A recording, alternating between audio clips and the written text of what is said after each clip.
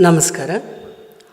ಪರಂಪರೆ ಆಯೋಜಿಸಿರುವಂತಹ ಹಿರಿಯ ಕಾನೂನು ಪ್ರಾಧ್ಯಾಪಕರು, ಹಾಸ್ಯ ಸಾಹಿತಿಗಳು ಆಗಿದ್ದಂತಹ ಪ್ರೊಫೆಸರ್ CKN ರಾಜ ಅವರ ನುಡಿ ನಮನ ಕಾರ್ಯಕ್ರಮಕ್ಕೆ ಆಗಮಿಸಿರುವಂತಹ ಎಲ್ಲ ಸಹೃದಯರಿಗೆ ಹೃತ್ಪೂರ್ವಕವಾದಂತಹ ಸ್ವಾಗತವನ್ನು ಕೋರುತ್ತಿದ್ದೇನೆ. ದಯಮಾಡಿ ಈ ಕಾರ್ಯಕ್ರಮದಲ್ಲಿ ದಿವ್ಯ ಸಾನ್ನಿಧ್ಯವನ್ನು ವಹಿಸಲಿರುವಂತಹ ಪರಮ ಪೂಜ್ಯ ಜಗದ್ಗುರುಗಳಾದ ಶ್ರೀ ಶ್ರೀ ಶಿವರಾತ್ರಿ ದೇಶಿಕೇಂದ್ರ ಮಹಾಸ್ವಾಮಿಗಳು ಮತ್ತು ಆಗಮಿಸಿರುವ ಇತರ ಗಣ್ಯರನ್ನು ವೇದಿಕೆಗೆ ಕರೆತರಬೇಕೆಂದು ಶ್ರೀಯುತ ಕೃಷ್ಣಕುಮಾರ್ ಅವರನ್ನು ಕೋರುತ್ತಿದ್ದೇನೆ.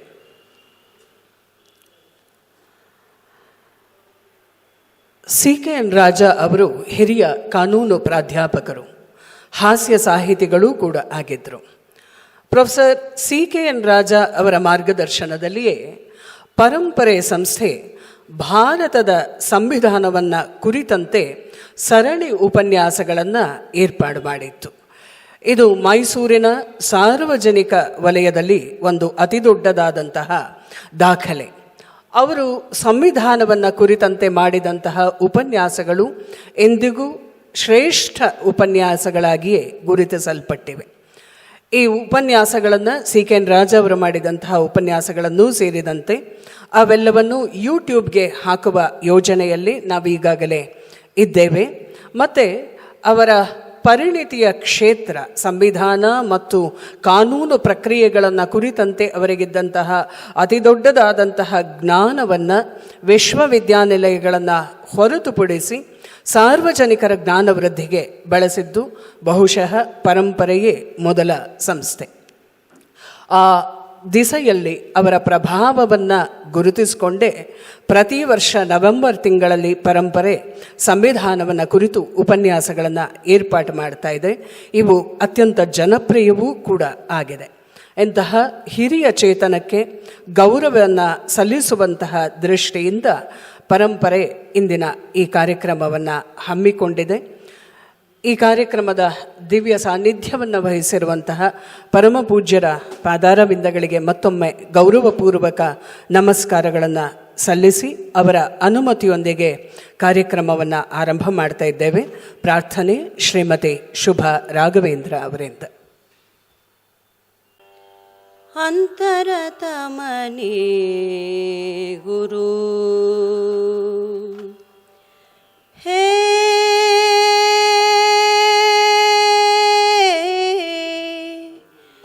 ಆತ್ಮತಮೋ ಹಾರೇ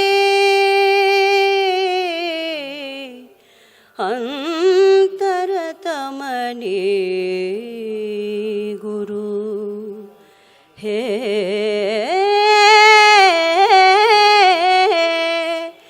ಆತ್ಮತಮೋ ಹಾರೇ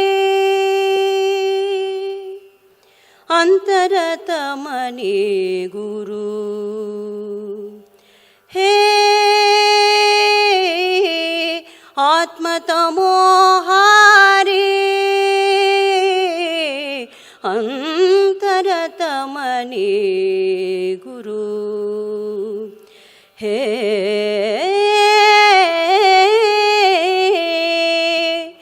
ಆತ್ಮತಮೋ ಹಾರೇ ಜಟಿಲ ಕುಟಿಲ ತಮಾಂತರಂಗ ಬಹು ಭಾವ ವಿಪಿನ ಸಂಚಾರಿ ಭಾವ ವಿಪಿನ ಸಂಚಾರಿ ಅಂತರತಮ ನೀ ಗುರು ಹೇ ಆತ್ಮತಮೋ ಹಾರೇ ಜನುಮ ಜನುಮ ಶತಕೋಟಿ ಸಂಸ್ಕಾರ ಪರಮ ಚರಮ ಸಂಸ್ಕಾರಿ ಪರಮ ಚರಮ ಸಂಸ್ಕಾರಿ ಅಂತರತಮ ನೀ ಗುರು ಹೇ ಆತ್ಮತಮೋಹಾರಿ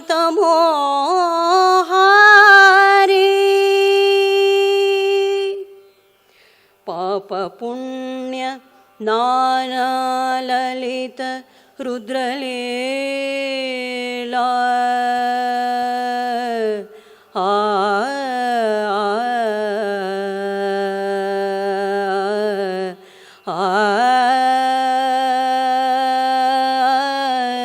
ಪಾಪ ಪುಣ್ಯ ನಾನಾ ಲಲಿತ ರುದ್ರಲೀಲಾ ರೂಪ ರೂಪ ವಿಹಾರಿ ರೂಪ ರೂಪ ವಿಹಾರಿ ಅಂತರತಮನಿ ಗುರು ಹೇ ಆತ್ಮತಮೋಹಾರಿ ಅಂತರತಮನಿ ಅಂತರತಮನಿ ಅಂತರತಮನಿ ಗುರು ಹೇ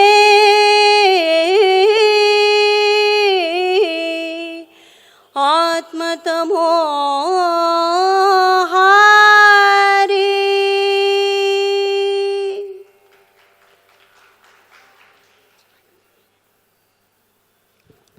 ಶ್ರೀಮತಿ ಶುಭಾ ಅವರಿಗೆ ಹೃತ್ಪೂರ್ವಕ ಧನ್ಯವಾದಗಳು.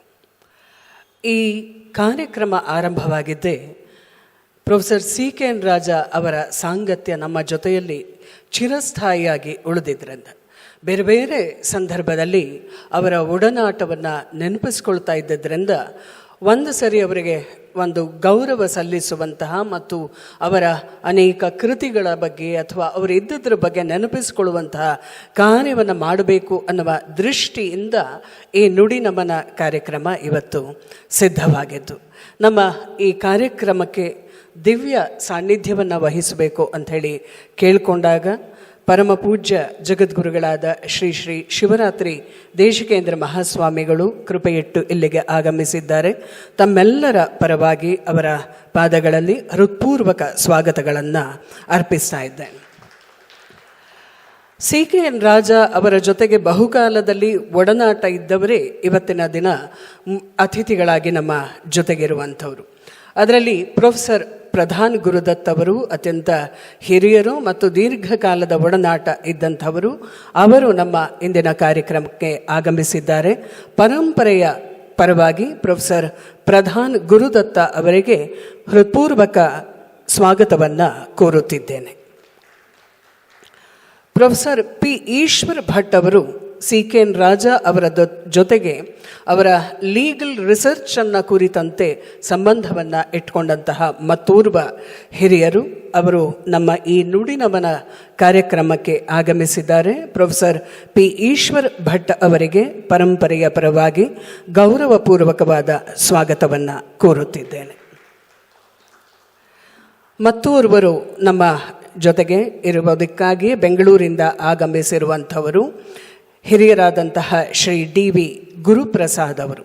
ಅವರು CKN ರಾಜ ಅವರ ಜೊತೆಯಲ್ಲಿ ಧಾರವಾಡದಿಂದ ಮೊದಲುಗೊಂಡು ಸಂಪರ್ಕ ಇದ್ದಂಥವರು. ಅವರ ಒಡನಾಟವನ್ನು ಅವರು ನಮ್ಮ ಜೊತೆಗೆ ಹಂಚಿಕೊಳ್ಳಿದ್ದಾರೆ.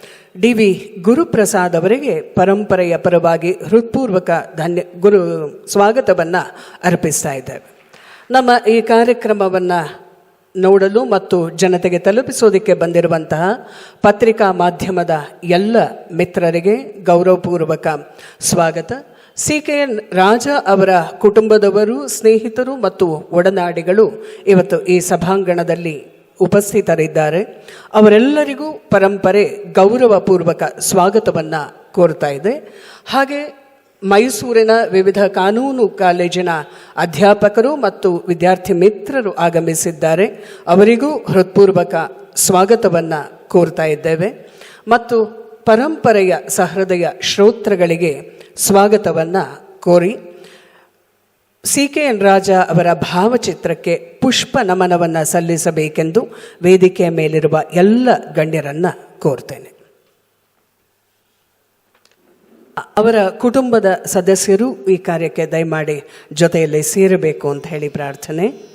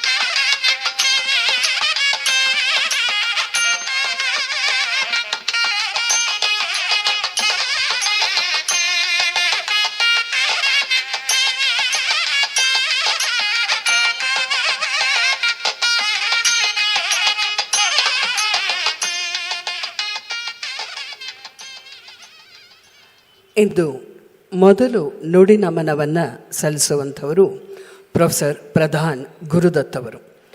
ಅವರ ಕೃಷಿಯನ್ನು ಕುರಿತಂತೆ ಅವರು ನಮ್ಮ ಜೊತೆಗೆ ಅವರ ವಿಚಾರಗಳನ್ನು ಹಂಚಿಕೊಳ್ಳಿದ್ದಾರೆ. ಅವರ ಪರಿಚಯ ಇಲ್ಲಿರೋರಿಗೆಲ್ಲ ಹೆಚ್ಚು ದಿನದಿಂದ ಆಗಿದೆ ಅಂತ ಭಾವಿಸ್ತೇನೆ. ಆದರೂ ಅವರ ಸಾಧನೆಯನ್ನು ನೋಡಿದಾಗ ಎಷ್ಟು ದೊಡ್ಡ ಸಂಗತಿಗಳನ್ನು ಮಾಡಿಟ್ಟಿದ್ದಾರೆ ಅಂತ ಹೇಳಿ ಅನಿಸುತ್ತೆ. ಪ್ರಧಾನ್ ಗುರುದತ್ ಅವರು ಕನ್ನಡ MA ಇನ್ ಹಿಂದಿ, MPhil ಟ್ರಾನ್ಸ್ಲೇಷನಲ್ಲಿ PhD ಪದವಿಗಳಲ್ಲದೆ ಸಂಸ್ಕೃತ ಭಾಷೆಯಲ್ಲಿ ಕೋವಿದ ಪದವಿಯನ್ನು ಪಡ್ಕೊಂಡಂತಹ ಪ್ರೊಫೆಸರ್ ಪ್ರಧಾನ್ ಗುರುದತ್ ಅವರು ಸೃಜನಶೀಲ ಬರವಣಿಗೆ, ಅನುವಾದ ಕಾರ್ಯದಲ್ಲಿ ಅತ್ಯಂತ ದೊಡ್ಡ ಸಂಗತಿಗಳನ್ನು ಮಾಡಿದಂಥವರು. ಸಂಪಾದನಾ ಕಾರ್ಯದಲ್ಲೂ ಅವರ ಹೆಸರು ಅಷ್ಟೇ ಮೇಲ್ಮಟ್ಟದ್ದು. ಸುಮಾರು 150 ಪುಸ್ತಕಗಳು ಮತ್ತು 250 ಸಂಶೋಧನಾ ಲೇಖನಗಳನ್ನು ಅವರು ಕನ್ನಡ ಸಾಹಿತ್ಯ ಲೋಕಕ್ಕೆ ಮತ್ತು ವಿವಿಧ ಕ್ಷೇತ್ರಗಳಿಗೆ ನೀಡಿದ್ದಾರೆ. ಸುಮಾರು 32 ವರ್ಷಗಳ ಸುದೀರ್ಘವಾದ ಬೋಧನಾ ಅನುಭವವನ್ನು ಹೊಂದಿರುವಂತಹ ಪ್ರೊಫೆಸರ್ ಪ್ರಧಾನ್ ಗುರುದತ್ ಅವರಿಗೆ ಅನೇಕ ಪ್ರಶಸ್ತಿಗಳು ಸಿಕ್ಕಿವೆ. ಅದರಲ್ಲಿ ಬಹಳ ಮುಖ್ಯವಾಗಿದ್ದು 1999ರಲ್ಲಿ ಗೌರ್ಮೆಂಟ್ ಆಫ್ ಇಂಡಿಯಾ ನೀಡಿದಂತಹ ನ್ಯಾಷನಲ್ ರೈಟರ್ಸ್ ಅವಾರ್ಡ್ ಅತ್ಯಂತ ಮುಖ್ಯವಾದದ್ದು. ಹಾಗೆಯೇ ಕರ್ನಾಟಕ ಸರ್ಕಾರದ ರಾಜ್ಯೋತ್ಸವ ಪ್ರಶಸ್ತಿ ಮುಂತಾದವು ಅವರಿಗೆ ಸಂದಿರುವಂತಹ ಗೌರವ. ಈಗ ಅವರು ಪ್ರೊಫೆಸರ್ CKN ರಾಜ್ಯ ಅವರ ಹಾಸ್ಯ ಸಾಹಿತ್ಯ ಮತ್ತು ಅನುವಾದ ಸಾಹಿತ್ಯವನ್ನು ಕುರಿತಂತೆ ಮಾತನಾಡಿದ್ದಾರೆ. ದಯವಿಟ್ಟು ಅವರು ವೇದಿಕೆಗೆ ಬರಬೇಕಂತ ಕೇಳ್ತೇನೆ. ಪರಮ ಪೂಜ್ಯ ದೇಶಿಕೇಂದ್ರ ಮಹಾಸ್ವಾಮಿಗಳೇ, ವೇದಿಕೆಯ ಮೇಲೆ ಇರತಕ್ಕಂಥ ಪ್ರೊಫೆಸರ್ ಶ್ರೀಧರ್ ಭಟ್ ಅವರೇ, ಗುರುಪ್ರಸಾದ್ ಅವರೇ, CKN ರಾಜ ಅವರ ಅಭಿಮಾನಿಗಳೇ, ತಮ್ಮೆಲ್ಲರನ್ನ ಉದ್ದೇಶಿಸಿ ಹೊತ್ತು CKN ರಾಜ ಅವರ ಬಗ್ಗೆ ಕೆಲವು ಮಾತುಗಳನ್ನಾಡುವ ಅವಕಾಶವನ್ನು ಕಲ್ಪಿಸಿಕೊಟ್ಟಿರೋದಕ್ಕೋಸ್ಕರವಾಗಿ ನಾನು ಪರಂಪರೆ ಅವರಿಗೆ ನನ್ನ ಕೃತಜ್ಞತೆಗಳನ್ನು ಸಲ್ಲಿಸೋದಕ್ಕೆ ಇಷ್ಟಪಡ್ತೇನೆ. CKN ರಾಜ ಅವರ ಜೊತೆಯಲ್ಲಿ ನನ್ನ ಒಡನಾಟ ಅನೇಕ ದಶಕಗಳದ್ದು. ಅವರು ಮೈಸೂರು ವಿಶ್ವವಿದ್ಯಾನಿಲಯಕ್ಕೆ ನ್ಯಾಯಶಾಸ್ತ್ರ ವಿಭಾಗಕ್ಕೆ ಮುಖ್ಯಸ್ಥರಾಗಿ ಬಂದಂದಿನಿಂದಲೂ ಕೂಡ ಅಧ್ಯಯನ ಸಂಸ್ಥೆಗೆ ಪದೇ ಪದೇ ಭೇಟಿ ಕೊಡ್ತಾಯಿದ್ರು. ಅವರ ಜೊತೆಯಲ್ಲಿ ಚರ್ಚೆ ನಡೆಸ್ತಾ ಇದ್ವಿ ನಾವು. ಅದಲ್ದಿರ ರಾಜಾ ಅವ್ರ ಜೊತೆಯಲ್ಲಿ ನಾನು ಅಡ್ಮಿನಿಸ್ಟ್ರೇಟಿವ್ ಟ್ರೈನಿಂಗ್ ಇನ್ಸ್ಟಿಟ್ಯೂಟ್ ಆಡಳಿತ ತರಬೇತಿ ಸಂಸ್ಥೆಯಲ್ಲಿ ಮತ್ತು ಪೊಲೀಸ್ ಅಕಾಡೆಮಿಯಲ್ಲೂ ಕೂಡ ಅವರು ಸಂವಿಧಾನದ ವಿಚಾರವನ್ನು ತಿಳಿಸೋದಕ್ಕೆ ಬರ್ತಾಯಿದ್ರು. ನಾನು ಆಡಳಿತದ ವಿಚಾರವನ್ನು ತಿಳಿಸೋದಕ್ಕೆ ಹೋಗ್ತಾಯಿದ್ದೆ, ಜೊತೇಲಿ ಹೋಗ್ತಾ ಇದ್ವಿ ನಾವು ಎಲ್ಲನೂ ಕೂಡ. ಹೀಗೆ ಅನೇಕ ವರ್ಷಗಳವರೆಗೆ ನಾವು ಅಲ್ಲಿ ಆ ಕಾರ್ಯಕ್ರಮವನ್ನು ಮುಗಿಸಿಕೊಂಡು ಬಂದಿದ್ವಿ. ಗಂಗೋತ್ರಿಯಲ್ಲೂ ಕೂಡ ಅವರು ಸಿಕ್ಕಾಗ ಬೇರೆ ವಿಚಾರಗಳನ್ನು ಮಾತಾಡ್ತಾ ಇರಲಿಲ್ಲ. ನ್ಯಾಯಶಾಸ್ತ್ರದ ವಿಚಾರ ಹೇಗೆ ನಮ್ಮ ಜನಕ್ಕೆ ತಲುಪಬೇಕು ಅನ್ನತಕ್ಕಂಥದ್ದು, ಯಾವ ರೀತಿಯಲ್ಲಿ ನಾವು ಅದನ್ನು ತಿಳಿದುಕೊಂಡು ಹೋಗಬೇಕು, ಆವಾಗ ನಮ್ಮ ಜೀವನವೂ ಕೂಡ ಸುಗಮವಾಗತ್ತೆ ಅನ್ನತಕ್ಕಂಥದ್ದನ್ನು ಅನೇಕ ಸಲ ಪದೇ ಪದೇ ಹೇಳ್ತಾಯಿದ್ರು. ನ್ಯಾಯಶಾಸ್ತ್ರಕ್ಕೆ ಸಂಬಂಧಪಟ್ಟ ಹಾಗೆ ಬಹುದೊಡ್ಡ ಸಮಸ್ಯೆ ಅಂತ ಹೇಳಿಬಿಟ್ಟು ಅಂತಂದರೆ ಪಾರಿಭಾಷಿಕ ಪದಗಳ ಸಮಸ್ಯೆ ಇರ್ತಕ್ಕಂಥದ್ದು. ಇನ್ನೊಂದು ಅದಕ್ಕೆ ಸಂಬಂಧಪಟ್ಟ ಹಾಗೆ ಇರ್ತಕ್ಕಂಥ ವಿಶಿಷ್ಟವಾದಂಥ ವಾಕ್ಯ ರಚನೆ, ಸಿಂಟ್ಯಾಕ್ಸ್ ಅಂತ ಹೇಳಿ ಅಂತ ನಾವು ಇಂಗ್ಲೀಷ್ನಲ್ಲಿ ಕರಿತೇವೆ. ಆ ಎರಡು ಬಹಳ ವಿಶಿಷ್ಟವಾಗಿರ್ತಕ್ಕಂಥದ್ದು. ಆದ್ದರಿಂದ ನ್ಯಾಯಶಾಸ್ತ್ರವನ್ನು ಜನರಿಗೆ ತಲುಪಿಸಬೇಕು ಅಂತ ಹೇಳಿಬಿಟ್ಟು ಅಂತಂದರೆ ವಿಶೇಷ ಪ್ರಯತ್ನಗಳು ನಡೀಬೇಕು. ಅದಕ್ಕೋಸ್ಕರವಾಗಿ ಮೊದಲು ಪಾರಿಭಾಷಿಕ ಶಬ್ದಕೋಶ ಸಿದ್ಧವಾಗಬೇಕು ಅಂತ ಹೇಳಿದರು. ಕರ್ನಾಟಕ ಸರ್ಕಾರದ ಭಾಷಾಂತರ ವಿಭಾಗ ಒಂದು ಸಣ್ಣ ಕೋಶವನ್ನು ಸಿದ್ಧಪಡಿಸಿತ್ತು. ಸಣ್ಣ ಕೋಶ ಅಂತಂದ್ರೂ ಕೂಡ ಒಂದು 200 ಪುಟ ಇತ್ತು ಅದು. ಅನಂತರದಲ್ಲಿ ಬಹುದೊಡ್ಡ ಕೋಶವನ್ನು 2 ಸಂಪುಟಗಳಲ್ಲಿ ತಂದರು ಅಂತ ಹೇಳಿಬಿಟ್ಟು ಅಂತಂದರೆ ಊಹಿಸ್ಕೋಬಹುದು. ಸಿ.ಕೆ. ರಾಜ ಅವರು 2 ಕೃತಿಗಳನ್ನು ಭಾಷಾಂತರ ಮಾಡಿದ್ದಾರೆ. ನಾನು ಆ ಭಾಷಾಂತರ ಕೃತಿಗಳ ಬಗ್ಗೆ ನನಗೆ ಕೊಟ್ಟಿರೋದನ್ನು ಕೂಡ ಹಾಗೆ ಮಾಡಿದ್ದಾರೆ. ಹಾಸ್ಯ ಸಾಹಿತ್ಯ ಮತ್ತು ಭಾಷಾಂತರ ಅಂತ ಹೇಳಿಬಿಟ್ಟು ಅಂತ. ಆದ್ದರಿಂದ ಆ 2 ಕೃತಿಗಳ ಬಗ್ಗೆ ಮಾತ್ರ ನಾನು ವಿಶೇಷವಾದ ಗಮನ ಹರಿಸ್ತೇನೆ. ಏಕೆ ಅಂತಂತಂದರೆ ಇಂಗ್ಲೀಷ್ನಲ್ಲಿ ಅವರು ಬರೆದಿರ್ತಕ್ಕಂತಹ ಕಾನೂನಿನ ಸಾಹಿತ್ಯವನ್ನು ಕುರಿತು ಪ್ರೊಫೆಸರ್ ಶ್ರೀಧರ್ ಭಟ್ ಅವರು ಉಪನ್ಯಾಸವನ್ನು ಮಾಡಲಿದ್ದಾರೆ. ಅದೇ ರೀತಿ ಗುರುಪ್ರಸಾದ್ ಅವರು ಕೂಡ ಅವರ ಇನ್ನೊಂದು ಮುಖವನ್ನು ಕುರಿತು ತಮ್ಮ ಮುಂದೆ ಚರ್ಚೆ ಮಾಡಲಿದ್ದಾರೆ. ನಾನು ಅವರ ಹಾಸ್ಯ ಸಾಹಿತ್ಯ ಮತ್ತು ಹಾಸ್ಯ ಸಾಹಿತ್ಯದ ಬಗ್ಗೆನೂ ಕೂಡ 2 ಪುಸ್ತಕಗಳಲ್ಲಿ ಮಾತ್ರ ಅವರ ಎಲ್ಲ ಕೃತಿಗಳು ಕೂಡ ನಮಗಿವತ್ತು ಸಿಗ್ತಾ ಇಲ್ಲ ಅಂತಕ್ಕಂಥದ್ದು. ಈಶ್ವರ ಭಟ್ರವರ ಕೃಪೆಯಿಂದಾಗಿ ಒಂದು 11 ಪುಸ್ತಕಗಳು ನಾನೇ ನೋಡಿರಲಿಲ್ಲ ಅಷ್ಟನ್ನೂ ಕೂಡ. ನಾನು ಕುವೆಂಪು ಭಾಷಾ ಭಾರತಿ ಅಧ್ಯಕ್ಷನಾಗಿದ್ದಾಗ ಮತ್ತು ಭಾಷಾಂತರ ಅಕಾಡೆಮಿ ಅಧ್ಯಕ್ಷನಾಗಿದ್ದಾಗ ಒಂದು ಪುಸ್ತಕವನ್ನು ನಾನು ತಂದಿದ್ದೆ, ನ್ಯಾಯಿಕ ಪ್ರಕ್ರಿಯೆ ಸ್ವರೂಪ ಅಂತ ಹೇಳಿಬಿಟ್ಟು ಅಂತ ಹೇಳಿ ಅಂತ. ಈ ಒಂದು ಪುಸ್ತಕವನ್ನು ನಾನು ನೋಡಿದ್ನೇ ಹೊರತು ಬಾಕಿದು ಅವ್ರದ್ದು ಯಾವುದು ಪುಸ್ತಕವೂ ಕೂಡ ನನ್ನ ಹತ್ರ ಇರಲಿಲ್ಲ. ಈಶ್ವರ ಭಟ್ರವರು 11 ಪುಸ್ತಕಗಳನ್ನು ಕಳಿಸ್ಕೊಟ್ರು. ನನಗೆ ನೋಡಿದಾಗ ಎಷ್ಟು ಕೆಲಸ ಇವರು ಮಾಡಿದ್ದಾರೆ ಅಂತ. ಆಮೇಲೆ ಅದು ಕೂಡ ಪಟ್ಟಿ ಸಂಪೂರ್ಣ ಅಲ್ಲ ಅಂತ ಹೇಳಿಬಿಟ್ಟು ಅಂತ. ಇಂಟರ್ನೆಟ್ನಲ್ಲಿ ನೋಡಿದಾಗ ಸುಮಾರು 25 ಪುಸ್ತಕಗಳನ್ನು ಅವರು ಬರೆದಿದ್ದಾರೆ ಅಂತಕ್ಕಂಥ ದಾಖಲೆ ಅಲ್ಲಿ ಸಿಕ್ಕತ್ತೆ. ಅದು ಯಾವುದೂ ಕೂಡ ಪುಸ್ತಕಗಳು ಸಿಕ್ಕಲಿಲ್ಲ. ಆದರೆ ಹಾಸ್ಯ ಸಾಹಿತ್ಯಕ್ಕೆ ಸಂಬಂಧಪಟ್ಟ ಹಾಗೆ ಅವರು ಈ ರಾಜಾ ಸೀಟ್ನಿಂದ ಅಂತ ಹೇಳಿ ಅಂತ ಅನ್ನೋದರಲ್ಲಿ ಕೊನೆಯಲ್ಲಿ 33 ಪ್ರಸಂಗಗಳನ್ನು ದಾಖಲಿಸಿದ್ದಾರೆ. ಅವು ಎಂಥ ಶ್ರೇಷ್ಠ ಹಾಸ್ಯ ಸಾಹಿತ್ಯ ಅಂತ ಹೇಳಿಬಿಟ್ಟು ಅಂತಂತಂದರೆ ಬರೀ ಲೇವಡಿ ಮಾಡ್ತಕ್ಕಂಥದ್ದು ಈ ಥರದ್ದು ಯಾವುದೂ ಕೂಡ ಅದರಲ್ಲಿ ಇಲ್ಲ. ಇನ್ನೊಬ್ಬರನ್ನು ನಾವು ಲೇವಡಿ ಮಾಡ್ತಕ್ಕಂಥದ್ದು, ಅವರ ಕೊರತೆಗಳನ್ನು ಎತ್ತಿ ಹೇಳ್ತಕ್ಕಂಥದ್ದು ಅಂಥದ್ದು ಯಾವುದೂ ಕೂಡ ಮಾಡ್ದಿರ ಆ 33 ಪ್ರಸಂಗಗಳಲ್ಲಿ ನಮ್ಮ ತುಟಿ ಮೇಲೆ ಮಿಂಚಬೇಕು ಅಷ್ಟೇನೇನೆ, ನಾವು ಅಬ್ಬರಿಸಿ ನಗಬೇಕಾಗ್ದಿಲ್ಲ ಅಂಥ ಇದನ್ನು ಕೊಟ್ಟಿದ್ದಾರೆ. ಆಮೇಲೆ ಅದೇ ರೀತಿಯಲ್ಲಿ ಅವರು ಈ ರಾಜಾ ಸೀಟಿನಿಂದ ಅಂತ ಹೇಳೋದ್ರಲ್ಲೂ ಕೂಡ ಅವರು ಇದನ್ನು ಕೊಟ್ಟಿದ್ದಾರೆ. ಆ ರಾಜಾ ಸೀಟ್ನಲ್ಲೇನೇ ಅವರು ಕೊಟ್ಟಿರ್ತಕ್ಕಂಥ 33 ಪ್ರಸಂಗಗಳು ಅಲ್ಲಿ ಸೇರಿಕೊಂಡಿದ್ದಾವೆ. ಅವುಗಳನ್ನು ಕುರಿತು ಕೆಲವು ವಿಚಾರಗಳನ್ನು ಇಲ್ಲಿ ತಮ್ಮ ಮುಂದೆ ಇಡೋದಕ್ಕೆ ಇಷ್ಟಪಡ್ತೇನೆ. ಸ್ವಭಾವತಃ ಸಿ.ಕೆ. ರಾಜ ಅವರು ಹಾಸ್ಯಪ್ರಿಯರು. ಆದರೆ ಹಾಸ್ಯ ಅಂತಕ್ಕಂಥದ್ದು ತುಂಬ ಗಂಭೀರವಾಗಿರ್ತಕ್ಕಂಥದ್ದು, ಬೇರೆಯವರು ಕೇಳಿ ಆನಂದಿಸಬಹುದಾಗಿರ್ತಕ್ಕಂಥದ್ದು, ಇನ್ನೊಬ್ಬರಿಗೆ ನೋವನ್ನು ಉಂಟು ಮಾಡ್ತಕ್ಕಂಥದ್ದು ಯಾವುದನ್ನು ಕೂಡ ಅವರು ಮಾಡ್ತಾ ಇರಲಿಲ್ಲ. ಆದ್ದರಿಂದ ಅಂತಹ ಸಾಹಿತ್ಯದ ವಿಚಾರವನ್ನು ಕುರಿತು ಅವರು ಮಾಡಿರೋದನ್ನು ಕೆಲವನ್ನು ತಮ್ಮ ಗಮನಕ್ಕೆ ತರೋದಕ್ಕೆ ನಾನು ಇಷ್ಟಪಡ್ತೇನೆ. ಅವರು ಹಾಸ್ಯ ಸಾಹಿತ್ಯಕ್ಕೆ ಕೊಟ್ಟಿರ್ತಕ್ಕಂಥ 2 ಪುಸ್ತಕಗಳು ಅಂತಂದರೆ, ಒಂದು ಯಾರ್ರೀ ಅರ್ಜೆಂಟ್ ಬೆಂಗಳೂರು ಅಂತ ಅನ್ನೋದು ಒಂದು ಪುಸ್ತಕ, ಇನ್ನೊಂದು ರಾಜಾ ಸೀಟ್ನಿಂದ ಅಂತ ಹೇಳಿಬಿಟ್ಟು ಅಂತ ಹೇಳಿ ಅಂತ. ಈ ರಾಜಾ ಸೀಟ್ನಿಂದ ಅನ್ನೋದರಲ್ಲಿ 33 ಪ್ರಸಂಗಗಳಿದ್ದಾವೆ. ಯಾರ್ರೀ ಬೆಂಗಳೂರಿಗೆ ಅರ್ಜೆಂಟ್ ಬೆಂಗಳೂರು ಅಂತ ಹೇಳಿಬಿಟ್ಟು ಅಂತಕ್ಕಂಥದ್ದು ನಿಮ್ಮೆಲ್ಲರ ಅನುಭವಕ್ಕೆ ಬರ್ತಕ್ಕಂಥ ಒಂದು ಪ್ರಸಂಗವೇನೇನೆ. ಖಾಸಗಿ ಬಸ್ನವರು ಬೆಂಗಳೂರಿಗೆ ನಿಮ್ಮನ್ನು 2 ಗಂಟೆ 2.5 ಗಂಟೆಯಲ್ಲಿ ಕರ್ಕೊಂಡು ಹೊರಟೋಗ್ತೀನಿ ಅಂತ ಕೂಡಿಸ್ಕೊಂಡು ಮೈಸೂರೆಲ್ಲ ಸುತ್ತಿ ಬೇರೆ ಬೇರೆ ಎಲ್ಲ ಊರುಗಳನ್ನು ಸುತ್ತಿ ಕೊನೆಗೆ ಪೊಲೀಸ್ನವ್ರ ಕೈನಲ್ಲಿ ಸಿಕ್ಕಾಕ್ಕೊಂಡು ಇವರು ರಾತ್ರಿ 8 ಗಂಟೆಗೆ ಅಲ್ಲಿ ತಲುಪೋ ಸ್ಥಿತಿ ಆಗ್ತದೆ. ಅಂಥ ಒಂದು ಪ್ರಸಂಗವನ್ನು ಅವರು ಬಹಳ ಚೆನ್ನಾಗಿ ಇದು ಮಾಡ್ತಾರೆ. ಎಷ್ಟು ಸೂಕ್ಷ್ಮವಾಗಿ ಅವರು ಒಂದೊಂದನ್ನು ಕೂಡ ಬಿಡಿಯಾಗಿ ಇದು ಮಾಡ್ತಾರೆ ಅಂತ ಹೇಳಿಬಿಟ್ಟು ಅಂತಂದರೆ, ಆ ಡ್ರೈವರ್ ಬಂದು 2 ಗಂಟೆ ಕರೆಕ್ಟಾಗಿ ಕೂತ್ಕೊಂಡು ಬಿಟ್ಟಂತೆ. ಇವರಿಗೆ ಬಂದುಬಿಟ್ಟಿದ್ದಾನೆ ಡ್ರೈವರ್, ಇನ್ನೇನು ಹೊರಟೋಗ್ತೀವಿ 2.5 ಗಂಟೆನಲ್ಲಿ ಅಂತ ಅಂದ್ಕೊಂಡ್ರೆ ಅವನು ಮೈಸೂರೆಲ್ಲ ಸುತ್ತಾಕಿದ್ದಾನೆ. ಎಲ್ಲೆಲ್ಲಿಂದಲೂ ಪ್ರಯಾಣಿಕರನ್ನೆಲ್ಲ ಅನ್ನೋದ್ರಲ್ಲಿ ತುಂಬಿಸ್ಕೊಳ್ತಕ್ಕಂಥ ಕೆಲಸ. ಈ ಥರದಲ್ಲಿ ನಾವು ಜೀವನದಲ್ಲಿ ಎದುರಿಸ್ತಕ್ಕಂಥ ಪ್ರಸಂಗಗಳಲ್ಲೇ ಹಾಸ್ಯ ಹೇಗಿರುತ್ತೆ ಅನ್ನತಕ್ಕಂಥದ್ದನ್ನು ಅವರು ಬಹಳ ಚೆನ್ನಾಗಿ ಚಿತ್ರಿಸ್ತಾರೆ. ನಾನು ಅದನ್ನು ಹೆಚ್ಚು ವಿವರಿಸೋದಕ್ಕೆ ಹೋಗೋದಿಲ್ಲ, ಅದು ಸೂಕ್ಷ್ಮವಾಗಿ ಇರ್ತಕ್ಕಂಥದ್ದು.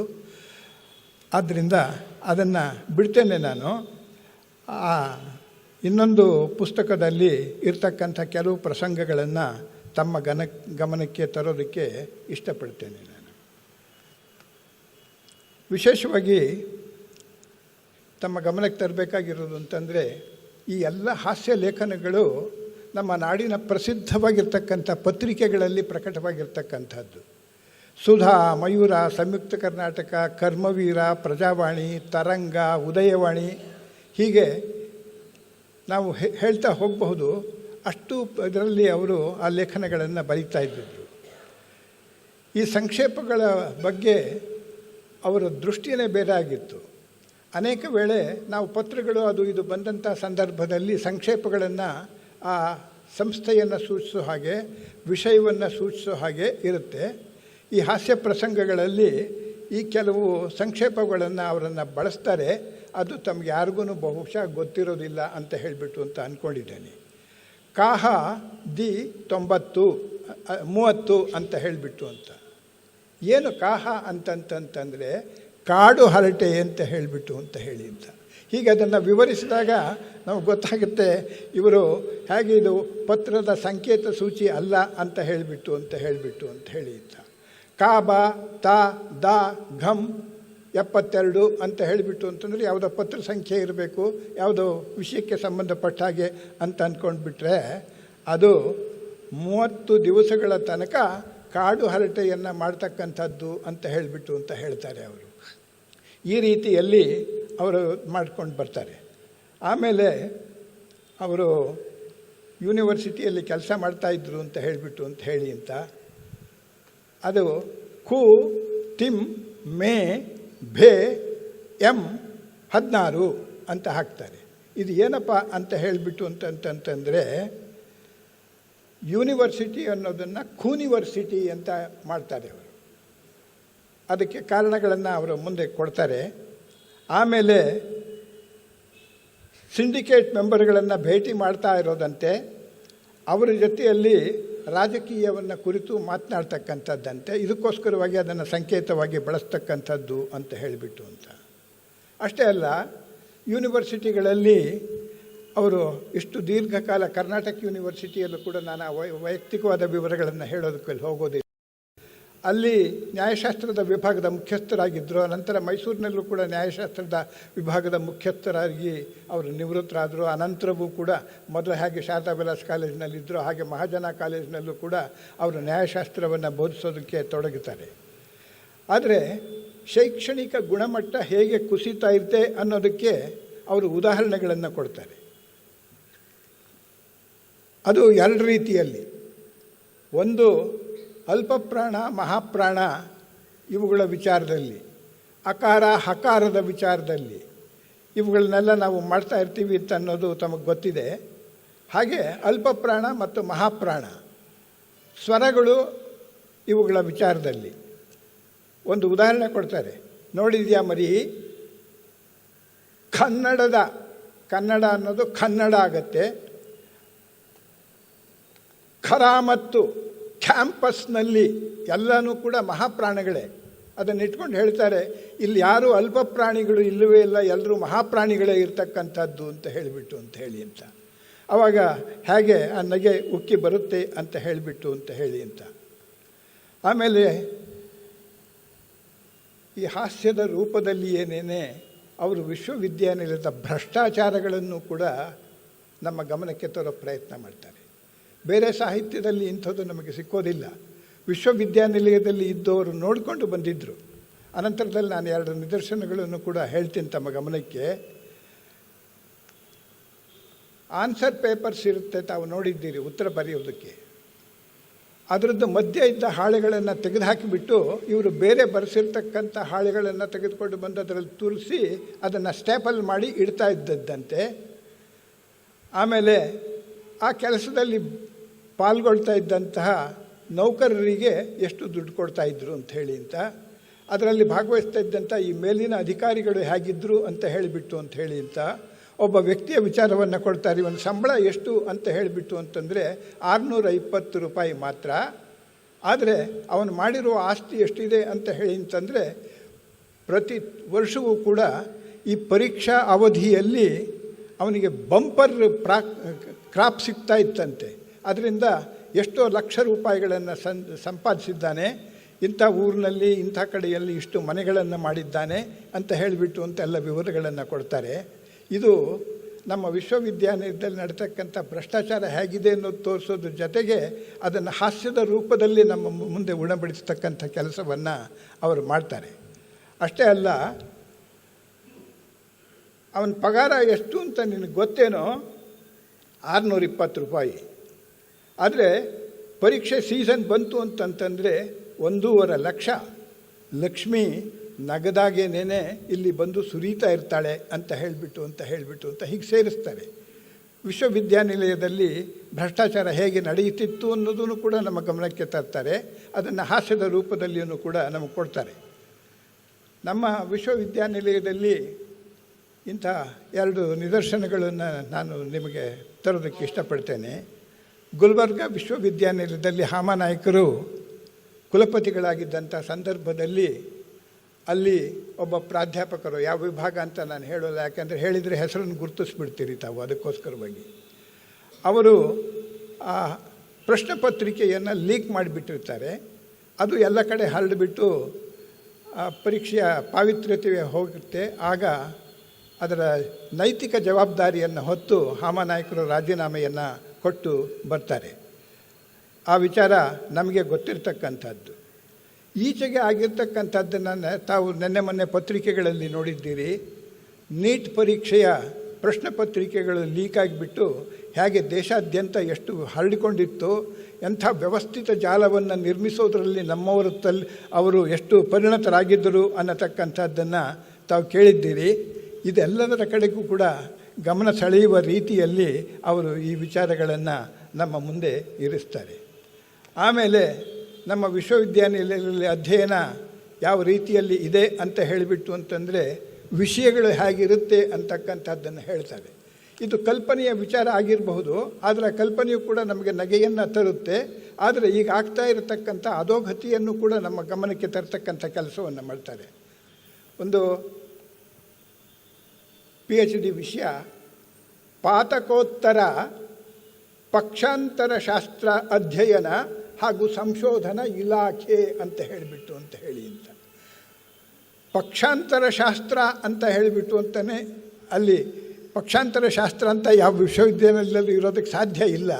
ಆದರೆ ಈ ಪ್ರಸಂಗವನ್ನು ಕಲ್ಪಿಸುವುದರ ಮೂಲಕ ನಮ್ಮ ಅಧ್ಯಯನ ಎಷ್ಟು ಕಳಪೆ ಆಗ್ತಾ ಇದೆ ಅನ್ನತಕ್ಕಂಥದ್ದನ್ನು ಅವರು ಚಿತ್ರಿಸ್ತಾರೆ.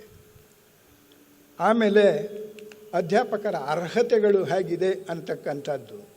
ಡಾಕ್ಟರ್ ಕಾಂಗ್ರು MA ಅಂತ ಹೇಳಿಬಿಟ್ಟು ಅಂತ ಏನು MA ಎಲ್ಲಿಂದ ಇವನು ಅಂತ ಹೇಳಿ ಅಂತಂದರೆ ಬೇರೆಯವರೆಲ್ಲ ಆಕ್ಸ್ಫರ್ಡ್ ವಿಶ್ವವಿದ್ಯಾನಿಲಯದಿಂದ ಬಂದರೆ ಇವನು ಬರೀ ಆಕ್ಸ್ ಅಂತಂದರೆ ಎತ್ತು ಅನ್ನೋದು ನಿಮಗೆ ಗೊತ್ತಿದೆ. ಆ ರೀತಿಯಲ್ಲೇನೇನೆ ಆಮೇಲೆ ಎಮಿರಿಟಸ್ ಪ್ರೊಫೆಸರ್ ಅಂತ ಹೇಳಿಬಿಟ್ಟು ಅಂತ ಇರತಕ್ಕಂಥದ್ದು ವಿಶೇಷವಾದಂತಹ ಸಾಧನೆಯನ್ನು ಮಾಡಿದವರಿಗೆ ಧನಸಹಾಯ ಆಯೋಗದಿಂದ ಈ ಪ್ರಶಸ್ತಿಯನ್ನು ಕೊಡ್ತಾರೆ, ಪ್ರೊಫೆಸರ್ ಎಮಿರಿಟಸ್ ಅಂತ ಹೇಳಿಬಿಟ್ಟು ಅಂತ. ಅದು ಎಮಿರಿಟಸ್ ಎಲ್ಲ ಹೊರಟೋಗುತ್ತೆ, ಇದು ಮರಿಟಸ್ ಅಂತ ಹೇಳಿಬಿಟ್ಟು ಅಂತ ಟಸ್ ಅನ್ನೋದನ್ನು ಕೂಡ ಅವರ ಹಾಸ್ಯವನ್ನು ತರ್ತಾರೆ. ಆಮೇಲೆ ಇದೇ ರೀತಿಯಲ್ಲಿ ಹಾಸ್ಯ ಸಂಕಲನದಲ್ಲಿ ಅವರು ನಮ್ಮ ಗಮನವನ್ನು ಈ ಸಾಮಾಜಿಕವಾಗಿರ್ತಕ್ಕಂಥ ಲೋಪದೋಷಗಳ ಕಡೆಗೂ ಸೆಳೆಯುವ ಪ್ರಯತ್ನವನ್ನು ಅವರು ಮಾಡ್ತಾರೆ. ಅವರು ಹಾಸ್ಯ ಮಾತ್ರ ಅಲ್ಲ, ಅವರ ಮನಸ್ಸಿನಲ್ಲಿದ್ದಂಥ ಕಳಕಳಿಯನ್ನು, ನಮ್ಮ ಕ್ಷೇತ್ರ ಹೇಗೆ ಪರಿಶುದ್ಧವಾಗಬೇಕು ಅನ್ನತಕ್ಕಂಥ ಅವರ ಇದನ್ನು ಕೂಡ ನಾವು ಕಾಣ್ತೇವೆ. ಆದ್ದರಿಂದ ಈ ಭ್ರಷ್ಟಾಚಾರ ಹೀಗೆಲ್ಲ ನಡೆಯುತ್ತೆ ಅನ್ನತಕ್ಕಂಥದ್ದು, ಈ ರೀತಿಯಲ್ಲಿ ನಾವು ಹಾಳಾಗ್ತಾ ಇದ್ದೇವೆ ಅನ್ನತಕ್ಕಂಥದ್ದು, ಇವ್ಯಾವೂ ಕೂಡ ಭ್ರಷ್ಟ ವ್ಯವಸ್ಥೆಯನ್ನು ತಿದ್ದೋದಕ್ಕೆ ಸಾಧ್ಯವಾಗೋದಿಲ್ಲ. ಅದು ಗೊತ್ತಿದೆ ರಾಜ ಅವರಿಗೆ. ಇದನ್ನು ನೋಡಿಬಿಟ್ಟು ಓದಿಬಿಟ್ಟು ನಾವು ನಕ್ಕುಬಿಟ್ಟು ಸುಮ್ಮನಾಗ್ತೀವಿ. ರಾಜಕಾರಣಿಗಳು ಅಥವಾ ಶಿಕ್ಷಣ ವ್ಯವಸ್ಥೆಯಲ್ಲಿರ್ತಕ್ಕಂಥವ್ರು ಯಾರೂ ಇದರ ಕಡೆ ಗಮನವೇ ಕೊಡೋದಿಲ್ಲ. ಆದ್ದರಿಂದ ಇಂಥದ್ದನ್ನು ಬರೆದು ಏನು ಪ್ರಯೋಜನ ಅಂತ ಹೇಳಿಬಿಟ್ಟು ಅಂತ ಒಂದು ಕ್ಷಣ ನಮಗೆ ಅನ್ನಿಸಬಹುದು. ಆದರೆ ಈಗ ನ್ಯಾಯಾಂಗವೇ ಇಲ್ಲಿ ಮಧ್ಯ ಪ್ರವೇಶಿಸ್ತಾ ಇದೆ ಅನ್ನೋದು ನಿಮಗೆ ಗೊತ್ತಿದೆ. ಈ ನೀಟ್ ಪರೀಕ್ಷೆ ವಿಚಾರದಲ್ಲೇ ನ್ಯಾಯಾಂಗ ಮಧ್ಯ ಪ್ರವೇಶಿಸಿ ತಿರ್ಗಾ ಹೊಸದಾಗಿ ಪರೀಕ್ಷೆ ಮಾಡಬೇಕು ಅಂತ ಹೇಳಿಬಿಟ್ಟು ಅಂತ ಮಾಡಿರ್ತಕ್ಕಂಥದ್ದು ಇದನ್ನೆಲ್ಲ ನೋಡಿದ್ದೀರಿ ತಾವು. ಆದ್ದರಿಂದ ಅದನ್ನು ನಾನು ಹೆಚ್ಚು ಮುಂದುವರಿಸೋದಿಲ್ಲ. ಹೀಗೆ ಈ ಎರಡು ಗ್ರಂಥಗಳಲ್ಲಿ ವಿಶಿಷ್ಟ ಪ್ರಸಂಗಗಳನ್ನು ಆರಿಸಿಕೊಂಡು ಇದು ಮಾಡ್ತಾರೆ. ನಾನು ಯೂನಿವರ್ಸಿಟಿ ತಂತ್ರಿ ಅಂತ ಹೇಳಿಬಿಟ್ಟು ಅಂತ ಹೇಳಿ ಇಂಥ ಅದು 2 ಲೇಖನಗಳೇನಿವೆ ಅದರಲ್ಲಿರ್ತಕ್ಕಂಥದ್ದನ್ನು ತೆಗೆದುಕೊಂಡು ತಮ್ಮ ಗಮನವನ್ನು ಆ ಕಡೆಗೆ ಸೆಳೆದೆ. ಆಮೇಲೆ ಅನುವಾದ ಸಾಹಿತ್ಯಕ್ಕೆ ಅವರು ಕೊಟ್ಟಿರ್ತಕ್ಕಂಥ ಕೊಡುಗೆಯನ್ನು ಕುರಿತು ಮಾತನಾಡಬೇಕು ಅಂತ ಹೇಳಿಬಿಟ್ಟು ಅಂತ ನಾನು ಕುವೆಂಪು ಭಾಷಾ ಭಾರತಿ ಮತ್ತು ಅನುವಾದ ಸಾಹಿತ್ಯ ಅಕಾಡೆಮಿಯ ಅಧ್ಯಕ್ಷನಾಗಿದ್ದಂಥ ಅವಧಿಯಲ್ಲಿ ಒಂದು ಪುಸ್ತಕವನ್ನು ತಂದಿದ್ದೆ. ಇದು ವಿದೇಶದಲ್ಲಿ ತುಂಬ ಪ್ರಸಿದ್ಧವಾಗಿರ್ತಕ್ಕಂಥದ್ದು ಬೆಂಜಮಿನ್ ಕಾರ್ಡೋಸೋ ಅಂತ ಹೇಳಿಬಿಟ್ಟು ಅಂತ ಆತನ ಪುಸ್ತಕದ ಅನುವಾದ. ಇಂಥ ಪುಸ್ತಕವನ್ನು ಅನುವಾದ ಮಾಡಬೇಕಾದ್ರೂ ಕೂಡ ವಿಶೇಷವಾದಂತಹ ಇದು ಬೇಕು. ಅದೇ ರೀತಿಯಲ್ಲಿ ಭಾರತದ ಸಂವಿಧಾನದ ಅಡಿಯಲ್ಲಿ ರಾಷ್ಟ್ರಪತಿ ಅಂತ ಹೇಳಿಬಿಟ್ಟು ಅಂತ ಹೇಳಿ ಅಂತ ಈ 2 ಪುಸ್ತಕಗಳು ನನಗೆ ಸಿಕ್ಕಿದೆ. ಇನ್ನೂ ಏನಾದರೂ ಅನುವಾದಗಳನ್ನು ಮಾಡಿದ್ರೋ ಏನೋ ನನಗೆ ಗೊತ್ತಿಲ್ಲ, ಈಶ್ವರ ಭಟ್ರು ಹೇಳಬೇಕದನ್ನು. ಈ 2 ಪುಸ್ತಕಗಳನ್ನು ನಾನು ದೃಷ್ಟಿಯಲ್ಲಿ ಇಟ್ಟುಕೊಂಡು ನನಗೆ ಲಭ್ಯವಾಗಿರ್ತಕ್ಕಂಥ ಪುಸ್ತಕಗಳ ಈ ಆಧಾರದ ಮೇಲೇನೇ ಅವರ ಅನುವಾದದ ಬಗ್ಗೆ ಕೆಲವು ಮಾತುಗಳನ್ನು ಹೇಳೋದಕ್ಕೆ ಇಷ್ಟಪಡ್ತೇನೆ. ಭಾರತದ ಸಂವಿಧಾನದ ಅಡಿಯಲ್ಲಿ ರಾಷ್ಟ್ರಪತಿ ಅನ್ನತಕ್ಕಂಥ ಪುಸ್ತಕವನ್ನು, ನ್ಯಾಯಿಕ ಪ್ರಕ್ರಿಯೆ ಸ್ವರೂಪ ಅಂತಕ್ಕಂಥ ಪುಸ್ತಕ, ಈ 2 ಬರೆದಿದ್ದಾರೆ. ಮೊದಲನೇದು ಇದೇ ನ್ಯಾಯಿಕ ಸ್ವರೂಪ ಅಂತಕ್ಕಂಥದ್ದು 2006 ಬಂದದ್ದು. ಇನ್ನೊಂದು ರಾಷ್ಟ್ರಪತಿ ಆಡಳಿತದ್ದು 2007 ಬಂದದ್ದು. ಇಸ್ವಿಗಳನ್ನು ಯಾತಕ್ಕೆ ಹೇಳ್ತಾ ಇದ್ದೇನೆ ಅಂತ ಹೇಳಿಬಿಟ್ಟು ಅಂತಂದರೆ, ಇಂಥ ಗ್ರಂಥಗಳನ್ನು ಭಾಷಾಂತರ ಮಾಡ್ತಕ್ಕಂಥ ಸಂದರ್ಭದಲ್ಲಿ 2 ಸಮಸ್ಯೆಗಳು ನಮ್ಮನ್ನು ಕಾಣುತ್ತೆ. ಒಂದನೇದು ಪಾರಿಭಾಷಿಕ ಪದಗಳ ಸಮಸ್ಯೆ, ಎರಡನೇದು ಅದರ ಸಿಂಟ್ಯಾಕ್ಸ್ ಅಂತ ಹೇಳಿದ್ನಲ್ಲ, ವಾಕ್ಯ ರಚನೆ ಅಂತ ಹೇಳಿಬಿಟ್ಟು ಅಂತ ಹೇಳಿ ಅಂತ ಈ 2 ಸಮಸ್ಯೆಗಳು ಕಾಣುತ್ತೆ.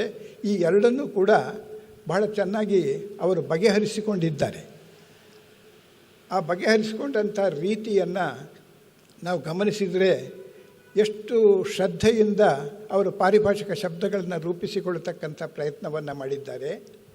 ಬೇರೆ ಭಾಷೆಯಿಂದ ಬಂದಿರತಕ್ಕಂಥ ಆ ವಾಕ್ಯ ರಚನೆಗಳನ್ನು ಕನ್ನಡಕ್ಕೆ ಹೊಂದಿಸ್ತಕ್ಕಂಥ ಸಂದರ್ಭದಲ್ಲಿ ಎಷ್ಟು ಪ್ರಯತ್ನ ಮಾಡಿದ್ದಾರೆ ಅಂತ ಹೇಳಿಬಿಟ್ಟು ಅಂತ ಹೇಳಿ ಅಂತ ಬೇರೆ ಯಾರಿಗಾರೂ ಕೂಡ ಕೊಟ್ಟಿದ್ದರೆ ಈ ಗ್ರಂಥಗಳನ್ನು ಭಾಷಾಂತರ ಮಾಡೋದಕ್ಕೆ ಸಾಧ್ಯವಾಗ್ತಿತ್ತೋ ಇಲ್ವೋ ಅಂತ ಹೇಳಿಬಿಟ್ಟು ಅಂತ ನ್ಯಾಯಶಾಸ್ತ್ರ ಪರಿಣಿತರಾಗಿರ್ತಕ್ಕಂಥ ಶ್ರೀಧರ್ ಭಟ್ರಂಥವರು ಮಾಡಬಹುದೇ ಹೊರತು ಕೂಡ ಬೇರೆಯವ್ರು ಮಾಡೋದಕ್ಕೆ ಸಾಧ್ಯ ಇಲ್ಲ. ಆ ಥರದ್ದನ್ನು ಮಾಡೋಕ್ಕೆ ಹೋಗ್ಬಿಟ್ಟು ಏನೇನು ಅವಿವೇಕಗಳನ್ನು ಅನಾಹುತಗಳನ್ನು ಮಾಡಿದ್ದಾರೆ ಅಂತಕ್ಕಂಥದ್ದನ್ನು ನಾನಿಲ್ಲಿ ಚರ್ಚಿಸೋದಕ್ಕೆ ಹೋಗೋದಿಲ್ಲ. ಇದು ಇಂಗ್ಲೀಷ್ನಲ್ಲಿ ಮೂಲತಃ ಇದ್ದದ್ದು. ಒಂದು presidentship under the Indian constitution ಅಂತ ಹೇಳಿಬಿಟ್ಟು ಅಂತ, ಇನ್ನೊಂದು ಎರಡನೇದು the nature of the judicial process ಅಂತ ಅಂತಕ್ಕಂಥದ್ದು. ಆ ಹೆಸರುಗಳನ್ನೇನೆ ಕೊಡಿ. The nature of the judicial process, ನ್ಯಾಯಿಕ ಪ್ರಕ್ರಿಯೆ ಸ್ವರೂಪ, ಎಷ್ಟು ಚೆನ್ನಾಗಿ ಮಾಡಿದ್ದಾರೆ ಅಂತ ಹೇಳಿಬಿಟ್ಟು ಅಂತ. ಅದೇ ರೀತಿಯಲ್ಲಿ ಭಾರತದ ಅಡಿಯಲ್ಲಿ ರಾಷ್ಟ್ರಪತಿ ಅಂತ ಹೇಳಿಬಿಟ್ಟು ಅಂತ ಹೇಳಿ ಅಂತ ಮಾಡಿದ್ದಾರೆ. ಈ ರೀತಿಯಲ್ಲಿ ಆ 2 ಗ್ರಂಥಗಳನ್ನು ನಮಗೆ ತಂದುಕೊಡ್ತಕ್ಕಂಥ ಕೆಲಸವನ್ನು ಮಾಡಿದ್ದಾರೆ. ನಾನಾಗಲೇ ತಿಳಿಸಿದ ಹಾಗೆ ಇದನ್ನು ನಾನು ಬೇಗ ತರಬೇಕು ಅಂತ ಹೇಳಿಬಿಟ್ಟು ಅಂತ ಕಾರ್ಡೋಸೋ ಅವರು ಕೇಳಿದರು, ಯಾವಾಗ ತರ್ತೀರಿ ಅಂತ ಹೇಳಿಬಿಟ್ಟು ಅಂತ. ಆದಷ್ಟು ಶೀಘ್ರವಾಗಿ ಅಂತ ಹೇಳಿಬಿಟ್ಟು ಅಂತ. ಅದಕ್ಕೆ ಅರ್ಥ ಇಲ್ಲ ಎಷ್ಟು ಅವಧಿಯಲ್ಲಿ ತರ್ತೀರಿ ಅಂತ. ನಾನೊಂದು ವರ್ಷದ ಅವಧಿ ಕೊಡಿ, ನ್ಯಾಯಶಾಸ್ತ್ರದ ಪರಿಣತರನ್ನು ಸಂಪರ್ಕಿಸಿಬಿಟ್ಟು ಇದರ ಅನುವಾದ ಮಾಡಿಸಬೇಕು ಅಂತ ಹೇಳಿ ಅಂತ. ಆಮೇಲೆ ನಾನು ರಾಜ ಅವರನ್ನು ಸಂಪರ್ಕಿಸಿದೆ. ಅವರು ಸಂತೋಷಪಟ್ಟು ಇಂಥ ಒಳ್ಳೆಯ ಗ್ರಂಥ ಅದು, ಅದನ್ನು ನಾನೇ ಮಾಡಿಕೊಡ್ತೀನಿ, ನನಗೆ ಸಂತೋಷ ಇಂಥ ಅವಕಾಶ ಸಿಕ್ಕಿದ್ದು ಅಂತ ಹೇಳಿಬಿಟ್ಟು ಅಂತ ಹೇಳಿ. ಆಮೇಲೆ ಅವರಿಗೆ ಎಷ್ಟು ಶ್ರದ್ಧೆ ಇತ್ತು ಅಂತ ಹೇಳಿಬಿಟ್ಟು ಅಂತಂದರೆ ಅವರು ಒಂದು ಮಾತನ್ನು ಹೇಳ್ತಾರೆ, ಇಂಥ ಅನುವಾದ ಕಾರ್ಯದಲ್ಲಿ ತೊಡಗತಕ್ಕಂಥದ್ದು ಎಂಥದ್ದು ಅಂತ. ಶ್ರೇಷ್ಠವಾದ ಕೃತಿಯೊಂದನ್ನು ಕನ್ನಡದಲ್ಲಿ ಭಾಷಾಂತರಿಸುವುದು ಎಂದರೆ ಒಂದು ಪುಣ್ಯ ತೀರ್ಥದಲ್ಲಿ ಮಿಂದಂತೆ ಅನ್ನೋ ಮಾತನ್ನು ಹೇಳಿದ್ದಾರೆ. ನಾವು ಗಂಗೆಗೆ ಬೇಕು ಅಂತ ಕಾಶಿಗೆ ಹೋಗ್ಬಿಟ್ಟು ಅಲ್ಲಿ ಇದು ಮಾಡ್ತಕ್ಕಂಥದ್ದು, ಕಾವೇರಿಗೆ ಹೋಗಿ ಸ್ನಾನ ಮಾಡೋದು ಮಾಡ್ತೇವಲ್ಲ, ಹಾಗೆ ಇಂಥ ಒಂದು ಗ್ರಂಥವನ್ನು ತರ್ತಕ್ಕಂಥದ್ದು ಅಂತ ಹೇಳಿಬಿಟ್ಟು ಅಂತಂದರೆ ಪವಿತ್ರ ತೀರ್ಥದಲ್ಲಿ ಮಿಂದಂತೆ ಅಂತ ಹೇಳಿಬಿಟ್ಟು ಅಂತ ಹೇಳ್ತಾರೆ. ಎಷ್ಟು ಶ್ರದ್ಧೆ ತೋರಿಸಿದ್ರು ರಾಜ ಅವರು ಅದರಲ್ಲಿ ಅನ್ನೋದಕ್ಕೋಸ್ಕರವಾಗಿ ನಾನು ಅವರ ಮಾತನ್ನು ತಮ್ಮ ಗಮನಕ್ಕೆ ತರ್ತಾ ಇದ್ದೇನೆ. ಇದು ಪ್ರತಿಯೊಬ್ಬ ಭಾಷಾಂತರಕಾರನೂ ಕೂಡ ನೆನಪಿನಲ್ಲಿ ಇಟ್ಕೊಳ್ಬೇಕಾದ್ದು. ತಾನು ಕೈಗೊಳ್ಳತಕ್ಕಂಥ ಕೆಲಸ ಇನ್ನೊಬ್ಬರಿಗೆ ಅಪಚಾರ ಮಾಡ್ತಕ್ಕಂಥದ್ದಲ್ಲ ಅಂತ. ಅನುವಾದದ ಹೆಸರಲ್ಲಿ ಬೇಕಾದಷ್ಟು ಅಪಚಾರಗಳು ನಡೆದು ಹೋಗಿದೆ ಅನ್ನೋದಕ್ಕೆ ನಮ್ಮ ಅನುವಾದದ ಇತಿಹಾಸದಲ್ಲಿ ಬೇಕಾದಷ್ಟು ನಿದರ್ಶನಗಳು ಸಿಕ್ಕುತ್ತವೆ. ಆದ್ದರಿಂದ ಅದನ್ನು ನಾನು ಇಲ್ಲಿ ಹೆಚ್ಚು ವಿವರಿಸೋದಕ್ಕೆ ಹೋಗೋದಿಲ್ಲ. ಆದರೆ ಅಂತಾರಾಷ್ಟ್ರೀಯ ತಜ್ಞರಾಗಿದ್ದವರು, ಅಂತಾರಾಷ್ಟ್ರೀಯ ನ್ಯಾಯಶಾಸ್ತ್ರದಲ್ಲಿ ಪರಿಣತರಾಗಿದ್ದವರು, ಈ ಎರಡೂ ಪರಿಣತಿ ಇದ್ದವರು ಮಾತ್ರ ಇಂಥ ಕೆಲಸಗಳನ್ನು ಮಾಡೋದಕ್ಕೆ ಸಾಧ್ಯವಾಗತ್ತೆ ಅಂಥೇಳಿ ಅಂತ ರಾಜ ಅವರು ಆ ಕೆಲಸವನ್ನು ಮಾಡಿರ್ತಕ್ಕಂಥದ್ದು. ಆದ್ದರಿಂದಲೇ ಭಾರತೀಯ ವಿದ್ಯಾಭವನದಂತಹ ಸಂಸ್ಥೆ ಇಂಥ ಪುಸ್ತಕವನ್ನು ಪ್ರಕಟಿಸೋದಕ್ಕೆ ಮುಂದೆ ಬಂತು. KM ಮುನ್ಷಿ ಅವರು ಮಾಡಿರ್ತಕ್ಕಂಥ ಅಗಾಧವಾದಂಥ ಕೆಲಸ ತಮಗೆ ಗೊತ್ತಿದೆ. ಭಾರತೀಯ ಸಾಹಿತ್ಯಕ್ಕೆ ನಿಜವಾದ ಸಾಹಿತ್ಯವನ್ನು, ಇತಿಹಾಸವನ್ನು ಕೊಡ್ತಕ್ಕಂಥ ಕೆಲಸವನ್ನು ಅವರು ಹೇಗೆ ಮಾಡಿರು, ಎಷ್ಟು ಸಂಪುಟಗಳಲ್ಲಿ ಅಂತ ಹೇಳಿಬಿಟ್ಟು ಅಂತ. ಆ ಸಂಪುಟಗಳನ್ನೆಲ್ಲವನ್ನು ಕೂಡ ಕನ್ನಡದಲ್ಲಿ ತರ್ತಕ್ಕಂಥ ಕೆಲಸವನ್ನು ಮೈಸೂರು ಕೇಂದ್ರ ಮಾಡ್ತು. ಅವರು ಈ ಪುಸ್ತಕವನ್ನು ತರಬೇಕು ಅಂತ ಹೇಳಿಬಿಟ್ಟು ಅಂತಂದಾಗ ಕರ್ನಾಟಕದಲ್ಲಿ ಅದನ್ನು ಸಮರ್ಥವಾಗಿ ಮಾಡ್ತಕ್ಕಂಥವ್ರು ಅಂತಂದರೆ CKN ರಾಜ ಅಂತ. ತಿರ್ಗಾ ಅವರೂ ಕೂಡ CKN ರಾಜ ಅವರನ್ನೇ ಹುಡ್ಕೊಂಡು ಹೋಗಿ ಅವ್ರ ಮೂಲಕವೇನೇ ಅದನ್ನು ಮಾಡಿಸಿದರು. ಹೀಗೆ ನ್ಯಾಯಶಾಸ್ತ್ರದ ವಿಚಾರದಲ್ಲಿ ಪದವಿಯನ್ನು ಪಡೆದು ವಿವಿಧ ವಿಶ್ವವಿದ್ಯಾನಿಲಯಗಳಲ್ಲಿ ಪ್ರಾಧ್ಯಾಪಕರಾಗಿದ್ದಂಥ ಅವರು ಅವುಗಳನ್ನು, ಈ ಕೃತಿಯನ್ನು ಅನುವಾದ ಮಾಡಿಕೊಡ್ತಕ್ಕಂಥ ಕೆಲಸವನ್ನು ವಹಿಸ್ಕೊಂಡ್ರು. ಸಾಮಾನ್ಯವಾಗಿ ಅಂಥ ಇದರಲ್ಲಿದ್ದವರು ತಪ್ಪಿಸ್ಕೊಳ್ಳೋಕೆ ಮಾಡ್ತಾರೆ ಪ್ರಯತ್ನವನ್ನು. ಅಯ್ಯೋ ನನಗೆ ಪುರ್ಸೊತ್ತೇ ಇಲ್ಲ, ಇಷ್ಟೊಂದು ಯೂನಿವರ್ಸಿಟಿದು ಅಲ್ಲಿ ಇಲ್ಲಿ ಹೋಗಬೇಕು, ಪರೀಕ್ಷೆಗಳು, ನಾನು ಲೇಖನಗಳನ್ನು ಬರೆಯೋದಕ್ಕೆ ಪುರ್ಸೊತ್ತಿಲ್ಲ, ಅದು ಇದು ಅಂತ ನೆಪಗಳನ್ನು ಹೇಳಿ ಇದು ಮಾಡ್ತಾರೆ. ರಾಜ ಅವರು ಹೇಳಲಿಲ್ಲ, ಇಂಥ ಒಂದು ಕೃತಿ ಕನ್ನಡಕ್ಕೆ ಬರ್ತದೆ ಅಂತ ಹೇಳಿಬಿಟ್ಟು ಅಂತ ಹೇಳಿದರೆ ನಾವು ಬೇರೆ ಕೆಲಸವನ್ನು ಬದಿಗಿರಿಸಿ ಮಾಡಬೇಕು ಅಂತ ಹೇಳಿಬಿಟ್ಟು ಅಂತ ಹೇಳಿ ಅಂತ ಅಷ್ಟೊಂದು ಶ್ರದ್ಧೆಯಿಂದ ಅವರು ಮಾಡಿದರು. ಹೀಗಾಗಿ ಅವರು ಬಹಳ ಸಂತೋಷದಿಂದ ಈ ಕೆಲಸವನ್ನು ಮಾಡಿಕೊಟ್ಟಿದ್ದಾರೆ. ನರಸಿಂಹಮೂರ್ತಿಯವರು ಈ ಪುಸ್ತಕಕ್ಕೆ ಭಾರತ ಸಂವಿಧಾನದ ಅಡಿಯಲ್ಲಿ ರಾಷ್ಟ್ರಪತಿ ಅನ್ನೋದಕ್ಕೆ ಮುನ್ನುಡಿಯನ್ನು ಬರೆದಿದ್ದಾರೆ. ಆಮೇಲೆ ನ್ಯಾಯಿಕ ಪ್ರಕ್ರಿಯೆ ಇದಕ್ಕೆ ನಾನೇ ಇದನ್ನು ಬರೆದಿದ್ದೇನೆ. ಅವರು ಮಾಡಿರ್ತಕ್ಕಂಥ ಕೆಲಸ ಎಷ್ಟು ಚೆನ್ನಾಗಿದೆ ಅನ್ನತಕ್ಕಂಥದ್ದನ್ನು ನಾನು ಹೇಳಿದ್ದೇನೆ, ಆ ಪುಸ್ತಕದಲ್ಲಿದೆ, ಅದನ್ನು ತಾವು ನೋಡ್ಬೋದು. ಅದು ನಾನು ಇಲ್ಲಿ ಮತ್ತೆ ಪುನರಾವರ್ತಿಸೋದಕ್ಕೆ ಹೋಗೋದಿಲ್ಲ. ನಾನಾಗಲೇ ಹೇಳಿದ ಹಾಗೆ ನ್ಯಾಯಶಾಸ್ತ್ರ ಗ್ರಂಥವನ್ನು ಮಾಡುವಾಗ ಪಾರಿಭಾಷಿಕ ಪದಗಳ ಸಮಸ್ಯೆ. ಈ ಗ್ರಂಥವನ್ನು ಮಾಡಬೇಕು ಅಂದರೆ ಯಾವುದೋ ಕಥೆ ಪುಸ್ತಕ ಆದರೆ ನಾವು ಸುಲಭವಾಗಿ ಮಾಡಿಬಿಡಬಹುದು. ಆದರೆ ಇದಕ್ಕೆ ಪಾರಿಭಾಷಿಕ ಪದಗಳನ್ನು ಕೊಡಬೇಕಾಗಿದೆ. ಮೊದಲ ಬಾರಿಗೆ ಅನೇಕ ಶಬ್ದಗಳನ್ನು ಸೃಷ್ಟಿಸಬೇಕಾಯಿತು. ಸಣ್ಣದೊಂದು ಕೋಶ ಬಂದಿತ್ತು ಅಂತ ಹೇಳಿಬಿಟ್ಟು ಅಂತ ಹೇಳಿದೆ, ಅದರಲ್ಲಿ ಇಲ್ಲದೆ ಇರೋದನ್ನು. ಅದಕ್ಕೋಸ್ಕರವಾಗಿ ಈ ಗ್ರಂಥವನ್ನು ಕೊಡೋ ಸಂದರ್ಭದಲ್ಲಿ ಕೊನೆಯಲ್ಲಿ ಅವರು ಪಾರಿಭಾಷಿಕ ಪದಗಳ ಪಟ್ಟಿಯನ್ನು ಕೂಡ ಕೊಡ್ತಾರೆ. ಅದನ್ನು ಅನಂತರದಲ್ಲಿ ನಾನು ಚರ್ಚಿಸ್ತೀನಿ. ಒಂದು ಎರಡು ಉದಾಹರಣೆಗಳನ್ನು ತೆಗೆದುಕೊಂಡು ಸಮಾನಾಂತರ ಸೂಚಿ ಅಂತ ಹೇಳಿಬಿಟ್ಟು ಅಂತ ಅವ್ರು ಹೇಳ್ತಾರೆ. ಆ ಪಾರಿಭಾಷಿಕ ಪದಗಳನ್ನು ಕೊಡ್ತಕ್ಕಂಥ ಸಂದರ್ಭದಲ್ಲಿ ಎಂಥೆಂಥ ಸಮಸ್ಯೆಗಳು ಉಂಟಾಗ್ತವೆ ಅಂತ ಹೇಳಿಬಿಟ್ಟು ಅಂತ ಹೇಳಿ ಅಂತ. ಎರಡನೇದೇನು ಅಂತ ಹೇಳಿಬಿಟ್ಟು ಅಂತಂದರೆ ಕನ್ನಡ ಭಾಷೆಯ ಜಾಯಮಾನ ಅಂತ ಹೇಳಿಬಿಟ್ಟು ಅಂತ ಒಂದಿದೆ. ನಾವು ಗೌರವದಿಂದ ಎಲ್ಲರನ್ನೂ ಕೂಡ ಮಾತಾಡಿಸ್ತೇವೆ. ಇಂಗ್ಲೀಷ್ನಲ್ಲಿ ಹಿ ಅಂತ ಹೇಳಿಬಿಟ್ಟು ಅಂತಂದರೆ ಹಿ ವಾಸ್ ದಿ ಪ್ರೆಸಿಡೆಂಟ್ ಅಂತ ಹೇಳಿಬಿಟ್ಟು ಅಂತಂದರೆ ಇಂಗ್ಲೀಷ್ನಲ್ಲಿ ಅದು ಏಕವಚನ ಅಲ್ಲ. ನಾವು ಕನ್ನಡದಲ್ಲಿ ಅವನು ರಾಷ್ಟ್ರಪತಿ ಆಗಿದ್ದ ಅಂತ ಹೇಳಿಬಿಟ್ಟು ಅಂತಂದರೆ ಅದು ಏಕವಚನ ಆಗಿ ಹೋಗ್ಬಿಡುತ್ತೆ. ಯಾಕೆ ಅಂತಂದರೆ ನಮ್ಮ ಭಾಷೆಯಲ್ಲಿ ಗೌರವ ಸೂಚಕ ಬಹುವಚನ ಇದೆ. ನಾವು ಹಿರಿಯರನ್ನು ಕುರಿತು ಮಾಡುವಾಗ, ಮಠಾಧೀಶರನ್ನು ಕುರಿತು ಮಾತನಾಡುವಾಗ ಅವಾಗೆಲ್ಲನೂ ಕೂಡ ನಾವು ಬಹುವಚನವನ್ನು ಬಳಸ್ತೇವೆ. ನಾವು ಅವರು ಅಂತ ಹೇಳಿಬಿಟ್ಟು ಹೇಳ್ತೇವೆ, ಅವನು ಅಂತ ಹೇಳೋದಿಲ್ಲ. ಆದ್ದರಿಂದ ಈ ಭಾಷೆಯ ಜಾಯಮಾನವನ್ನು ತಿಳಿದುಕೊಂಡು ಈ ಪಾರಿಭಾಷಿಕ ಪದಗಳ ಸಮಸ್ಯೆಯನ್ನು ಬಗೆಹರಿಸಿಕೊಂಡು ನಮಗೆ ಆ ಕೆಲಸಗಳನ್ನು ಮಾಡಿಕೊಟ್ಟಿದ್ದಾರೆ. ಅದಕ್ಕೋಸ್ಕರವಾಗಿ ಆಮೇಲೆ ಇದನ್ನು ಮಾಡುವಾಗ ಎಷ್ಟು ಕಷ್ಟವನ್ನು ಅನುಭವಿಸಿರಬೇಕು, ಎಷ್ಟು ಸಮಸ್ಯೆಯನ್ನು ಎದುರಿಸಿರಬೇಕು ಅನ್ನೋದಕ್ಕೆ ಒಂದೆರಡು ಉದಾಹರಣೆಗಳನ್ನು ತಮ್ಮ ಗಮನಕ್ಕೆ ತರೋದಕ್ಕೆ ಇಷ್ಟಪಡ್ತೇನೆ. ಪ್ರೆಸಿಡೆಂಟ್ ಅನ್ನೋದಕ್ಕೆ ಅಧ್ಯಕ್ಷ, ಇಲ್ಲಿ ಸಮಾರಂಭಕ್ಕೆ ಅಧ್ಯಕ್ಷತೆ ವಹಿಸಿದ್ದಾರೆ ಅಂತ ಹೇಳಿಬಿಟ್ಟು ಅಂತಂದರೆ, ಆದರೆ ಸಂವಿಧಾನವನ್ನು ಬರೆಯತಕ್ಕಂಥ ಸಂದರ್ಭದಲ್ಲಿ ನಾವು ಅಧ್ಯಕ್ಷ ಅಂತ ಅನ್ನೋದನ್ನು ಬಳಸೋದಕ್ಕಾಗೋದಿಲ್ಲ. ಅಲ್ಲಿ ರಾಷ್ಟ್ರಪತಿ ಅನ್ನೋದನ್ನು ಬಳಸಬೇಕಾಗುತ್ತೆ, ಇಲ್ಲದೆ ರಾಷ್ಟ್ರಾಧ್ಯಕ್ಷ ಅಂತ ಅನ್ನೋದನ್ನು ಬಳಸಬೇಕಾಗುತ್ತೆ. ಇವರು ಒಂದು ಕಡೆ ಅಧ್ಯಕ್ಷ ಅಂತ ಬರೆದಿದ್ದಾರೆ, ಇನ್ನೊಂದು ಕಡೆ ರಾಷ್ಟ್ರಪತಿ ಅಂತ ಹೇಳಿಬಿಟ್ಟು ಅಂತಲೂ ಬರೆದಿದ್ದಾರೆ. ಅದರಿಂದ ನಾವು ಅದನ್ನು ಗಮನಿಸಬೇಕು ಅಂತ ಹೇಳಿಬಿಟ್ಟು ಅಂತ. ಇನ್ನೊಂದು ಕ್ವಾಸಿ ಫೆಡರಲ್ ಅಂತ ಹೇಳಿಬಿಟ್ಟು ಅಂತ ಕ್ವಾಸಿ ಫೆಡರಲ್ ಅಂತ ಅನ್ನೋದನ್ನು ಮಾಡುವಾಗ ವಿಶೇಷ ಅಂತ ಅಂದ್ಬಿಟ್ಟಿದ್ದಾರೆ ರಾಜ ಅವರು. ಅದು ವಿಶೇಷ ಅಲ್ಲ, ಅದು ವಿಶೇಷತೆ ಆದ್ರೂ ಕೂಡ ಕ್ವಾಸಿ ಅಂತಂದರೆ ಅರ್ಧ ಅಂತ ಹೇಳಿಬಿಟ್ಟು ಅಂತ ಹೇಳಿ ಅಂತ ಆ ಅಂಶವನ್ನು. ಅದೇ ರೀತಿಯಲ್ಲಿ ಕ್ಯಾಬಿನೆಟ್ ಗವರ್ನಮೆಂಟ್ ಅಂತಂದರೆ ಮಂತ್ರಿಮಂಡಲದ ಮಾದರಿ ಸರ್ಕಾರ ಅಂತ ಹೇಳಿ ಅಂತ ಮಾಡಿದ್ದಾರೆ. ಆ ವಿಷಯವನ್ನು ಸ್ಪಷ್ಟಪಡಿಸೋದಕ್ಕೋಸ್ಕರವಾಗಿ ಅವರು ಇದು ಮಾಡಿರಬೇಕು. ಹಾಗೇನೇ ಪವರ್ಸ್ ಆ್ಯಂಡ್ ಫಂಕ್ಷನ್ಸ್ ಅಂತಂತಾವಾಗ ಅಧಿಕಾರಗಳು ಮತ್ತು ಕರ್ತವ್ಯಗಳು ಅಂತ ಹೇಳ್ತಾರೆ. ಫಂಕ್ಷನ್ಸ್ ಅನ್ನುವಾಗ ಕರ್ತವ್ಯ ಅಂತ ಹೇಳಿಬಿಟ್ಟು ಅಂತ ಹೇಳೋದು, ಡ್ಯೂಟೀಸ್ ಅನ್ನುವಾಗ ಕರ್ತವ್ಯ ಅಂತ ಹೇಳಿಬಿಟ್ಟು ಅಂತ ಹೇಳ್ತೇವೆ. ಅಂಥದ್ದೊಂದು ದೊಡ್ಡ ಗ್ರಂಥಗಳನ್ನು ಮಾಡ್ತಕ್ಕಂಥ ಸಂದರ್ಭದಲ್ಲಿ ಅದು ಆಗಬಹುದು. ಹಾಗೆಯೇ ನಾನೀಗ ಈ ಗೌರವ ಸೂಚಕ ಇದರದ್ದನ್ನು ಹೇಳಿದೆ. ರಾಷ್ಟ್ರಪತಿಯಾದವನು ತನ್ನ ಸ್ಥಾನವನ್ನು ನಿರ್ವಹಿಸುತ್ತೇನೆಂದು ಪ್ರತಿಜ್ಞೆ ಮಾಡುತ್ತಾನೆ ಅಂತ ಹೇಳಿಬಿಟ್ಟು ಅಂತ ಹೇಳಿ ಅಂತ.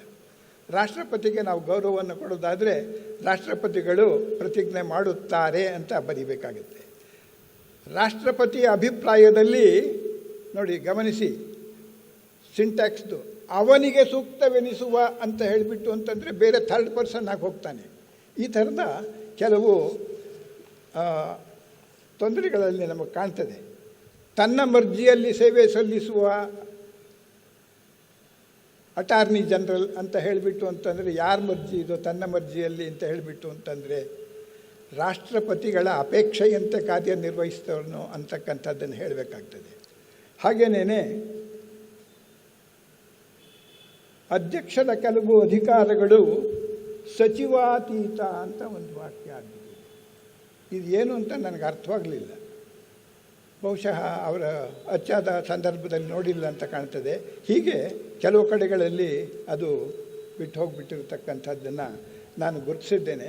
ಬಹುಶಃ ರಾಜಾ ಅವರಿಗೆ ಇನ್ನೂ ಸ್ವಲ್ಪ ಹೆಚ್ಚು ಅವಕಾಶ ಕೊಟ್ಟಿದ್ದರೆ, ಅದರ ಪ್ರೂಫ್ ಅವ್ರಿಗೆ ಕಳಿಸಿ ನೋಡಿಸಿದ್ರೆ ಬಹುಶಃ ಇಂಥ ತಪ್ಪುಗಳು ಉಳಿತಿರಲಿಲ್ಲ ಅಂತ ಹೇಳಿಬಿಟ್ಟು ಅಂತ ಹೇಳಿ ಅಂತ ನಾನು ಭಾವಿಸ್ತೇನೆ. ಈ ರೀತಿಯಲ್ಲಿ ಶ್ರೇಷ್ಠವಾದಂಥ ಕೃತಿಗಳನ್ನು ಕನ್ನಡಕ್ಕೆ ತಂದುಕೊಡ್ತಕ್ಕಂಥ ಪ್ರಯತ್ನವನ್ನು ಮಾಡಿದ್ದಾರೆ. ತುಂಬ ಚೆನ್ನಾಗಿ ಮಾಡಿದ್ದಾರೆ. ಮಾಡುವಾಗ ಎಂಥ ಶ್ರದ್ಧೆಯನ್ನು ಇಟ್ಕೊಂಡಿದ್ದರು ಅಂತಕ್ಕಂಥದ್ದನ್ನು ನಾನು ಮೊದಲಿಗೆ ಹೇಳಿದೆ.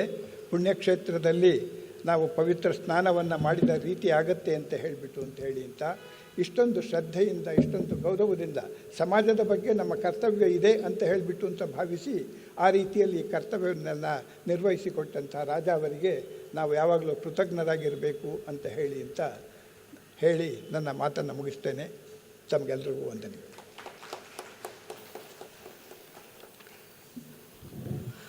Professor CK. ರಾಜ ಅವರ ಹಾಸ್ಯ ಸಾಹಿತ್ಯ ಮತ್ತು ಅನುವಾದ ಸಾಹಿತ್ಯವನ್ನು ಕುರಿತಂತೆ ದೀರ್ಘವಾಗಿ ತಮ್ಮ ಪ್ರಬಂಧವನ್ನು ಮಂಡಿಸಿದಂತಹ ಪ್ರೊಫೆಸರ್ ಪ್ರಧಾನ್ ಗುರುದತ್ ಅವರಿಗೆ ಹೃತ್ಪೂರ್ವಕ ಧನ್ಯವಾದಗಳು ಮತ್ತು ಶ್ರೀಯುತರಿಗೆ ಗೌರವ ಸಮರ್ಪಣೆ ಪರಂಪರೆಯ ಪರವಾಗಿ.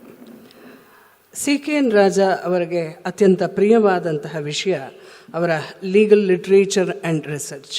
ಅದನ್ನು ಕುರಿತು ಒಂದಷ್ಟು ವಿಷಯಗಳನ್ನು ನಮ್ಮ ಜೊತೆ ಹಂಚಿಕೊಳ್ಳಿದ್ದಾರೆ. ಕಾನೂನು ವಿಭಾಗದಲ್ಲೇ ತಜ್ಞರಾಗಿರುವಂತಹ ಪ್ರೊಫೆಸರ್ ಈಶ್ವರ್ ಭಟ್ ಅವರು was a former Vice Chancellor of the Karnataka State Law University and the West Bengal National University of Judicial Sciences, Kolkata. Earlier, he taught at the University of Mysore from 1984 to November 2011, where he was a Dean of the Faculty of Law for 3 terms and acting Vice Chancellor for 4 months. He had also taught in Karnataka University, Dharwad, and MK Law College, Hassan from 1979 to 1984, before he joined the Department of Studies in Law University of Mysore. He has specialized in constitutional law. His other areas of interest include administrative law, law and change, water law, research methodology, world trade law, intellectual property rights, and NPO law. And he has drafted legislative bills and university statutes also. ದಯಮಾಡಿ professor Eshwar Bhat ಅವರು legal literature and research of professor CKN Raja ಅನ್ನುವ ವಿಷಯವನ್ನು ಕುರಿತು ಒಂದಷ್ಟು ವಿಷಯಗಳನ್ನು ಹಂಚಿಕೊಳ್ಬೇಕು ಅಂತ ಹೇಳಿ ಕೇಳ್ತಾ ಇದ್ದೇನೆ.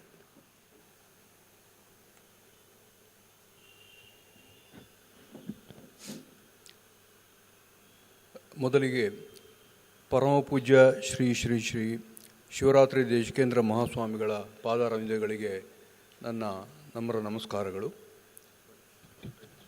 ಪ್ರೊಫೆಸರ್ ಪ್ರಧಾನ ಗುರುದತ್ ಅವರೇ, ಶ್ರೀ DV ಗುರುಪ್ರಸಾದ್ ಅವರೇ, ಡಾಕ್ಟರ್ ಜ್ಯೋತಿ ಶಂಕರ್ ಅವರೇ, ಶ್ರೀ ಕೃಷ್ಣಕುಮಾರ್ ಅವರೇ, ಮತ್ತು ಇಲ್ಲಿ ನೆರೆಯಿರುವಂಥ ಅವರ ಕುಟುಂಬದ ಸದಸ್ಯರೇ ಮತ್ತು ಎಲ್ಲ ಆಹ್ವಾನಿತರೇ,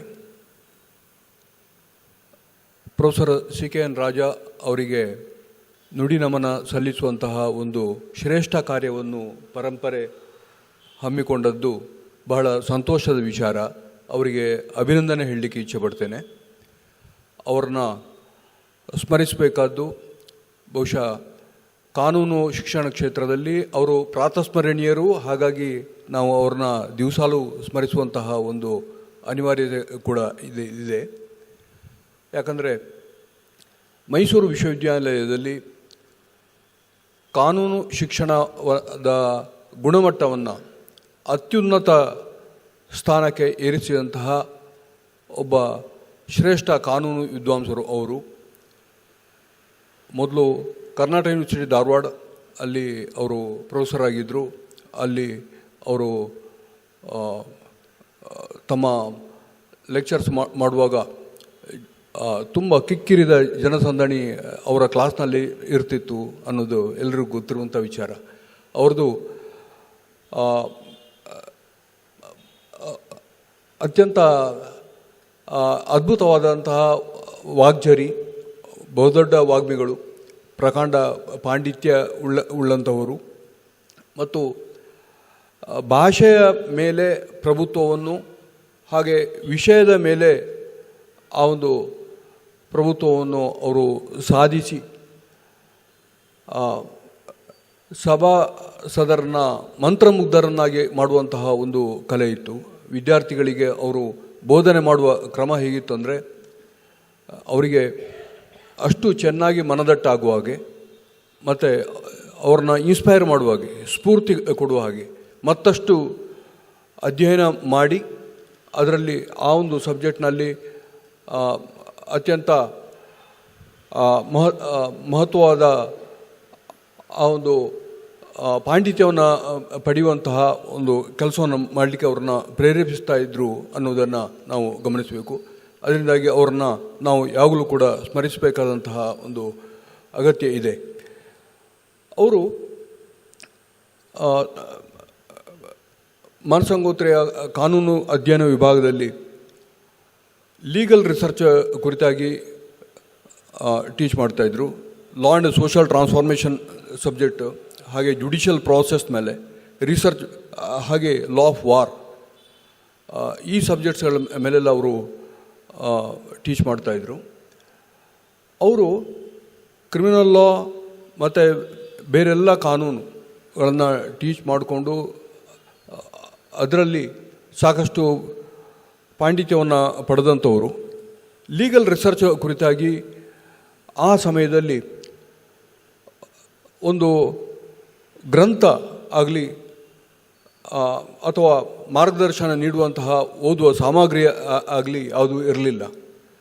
ಲೀಗಲ್ ರಿಸರ್ಚ್ ಇನ್ ಇಂಡಿಯಾ ಬಿಟ್ಟು ಲೀಗಲ್ ರಿಸರ್ಚ್ ಎಲ್ಸ್ವೇರ್, ಅದಕ್ಕೆ ಕೂಡ ಸರಿಯಾದ ಒಂದು ಗ್ರಂಥ ಇಲ್ಲದಂತಹ ಸಂದರ್ಭದಲ್ಲಿ ಅವರು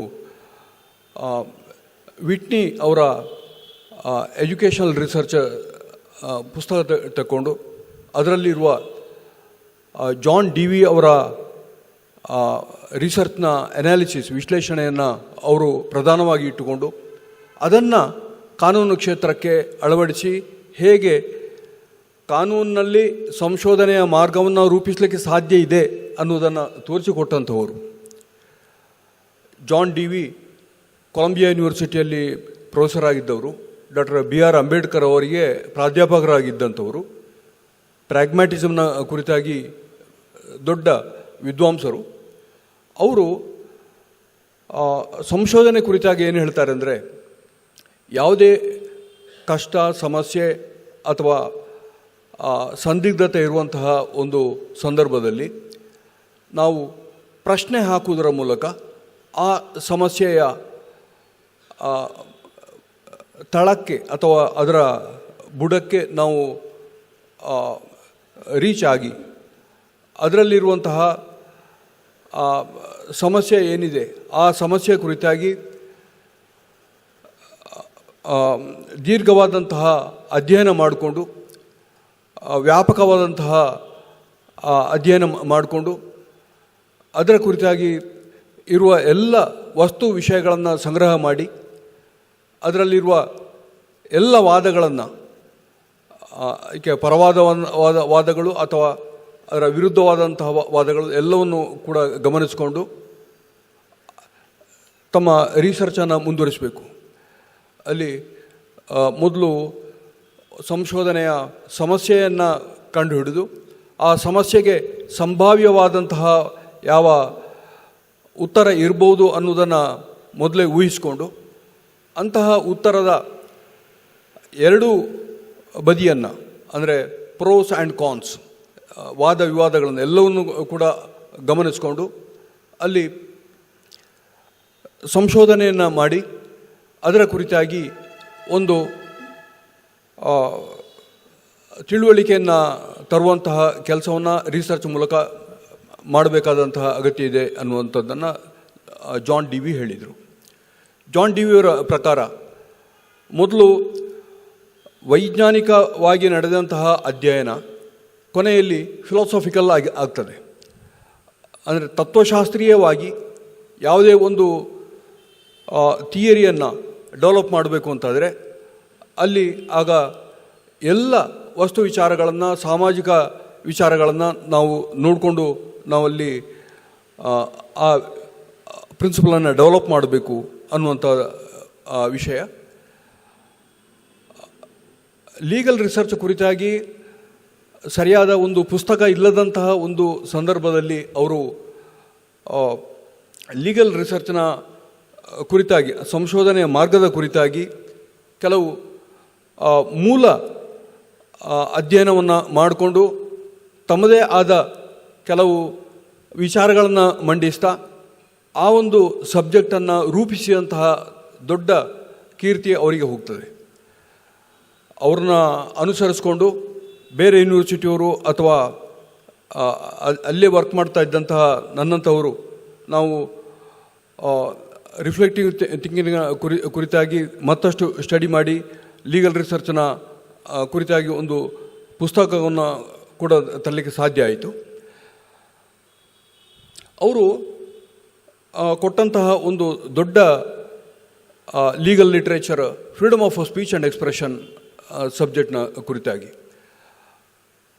ಭಾರತ ಮತ್ತು ಅಮೇರಿಕಾದ ತೌಲನಿಕ ಅಧ್ಯಯನವನ್ನು ಮಾಡ್ತಾರೆ. ಎರಡು ಸಾಂವಿಧಾನಿಕ ವ್ಯವಸ್ಥೆ ಒಳಗೆ ಅಭಿವ್ಯಕ್ತಿ ಸ್ವಾತಂತ್ರ್ಯ, ವಾಕ್ ಸ್ವಾತಂತ್ರ್ಯ ಮತ್ತು ಅಭಿವ್ಯಕ್ತಿ ಸ್ವಾತಂತ್ರ್ಯವನ್ನು ಯಾವ ರೀತಿ ಅಲ್ಲಿ ಆಶ್ವಾಸನೆ ಮಾಡಲಾಗಿದೆ ಮತ್ತು ಅದಕ್ಕಿರುವಂತಹ ನಿರ್ಬಂಧನೆಗಳು ಏನು, ಅಂದರೆ ಸಮಂಜಸವಾದಂತಹ ನಿರ್ಬಂಧನೆಗಳು ಬೇಕು ಮತ್ತು ಕೆಲವು ಸೂಚಿತ ಗ್ರೌಂಡ್ಸ್ಗಳ ಆಧಾರದಲ್ಲಿ ಅಂತಹ ರಿಸ್ಟ್ರಿಕ್ಷನ್ಸ್ ಇರಬೇಕು. ಇದರ ಕುರಿತಾಗಿ ಭಾರತದಲ್ಲಿ ಏನೆಲ್ಲ ಡೆವಲಪ್ಮೆಂಟ್ ಆಗಿದೆ ಅದನ್ನು ಅವರು ಅಮೇರಿಕದ ಸಾಂವಿಧಾನಿಕ ಅನುಭವದ ಆಧಾರದಲ್ಲಿ ಅವರು ತುಲನೆ ಮಾಡ್ತಾರೆ.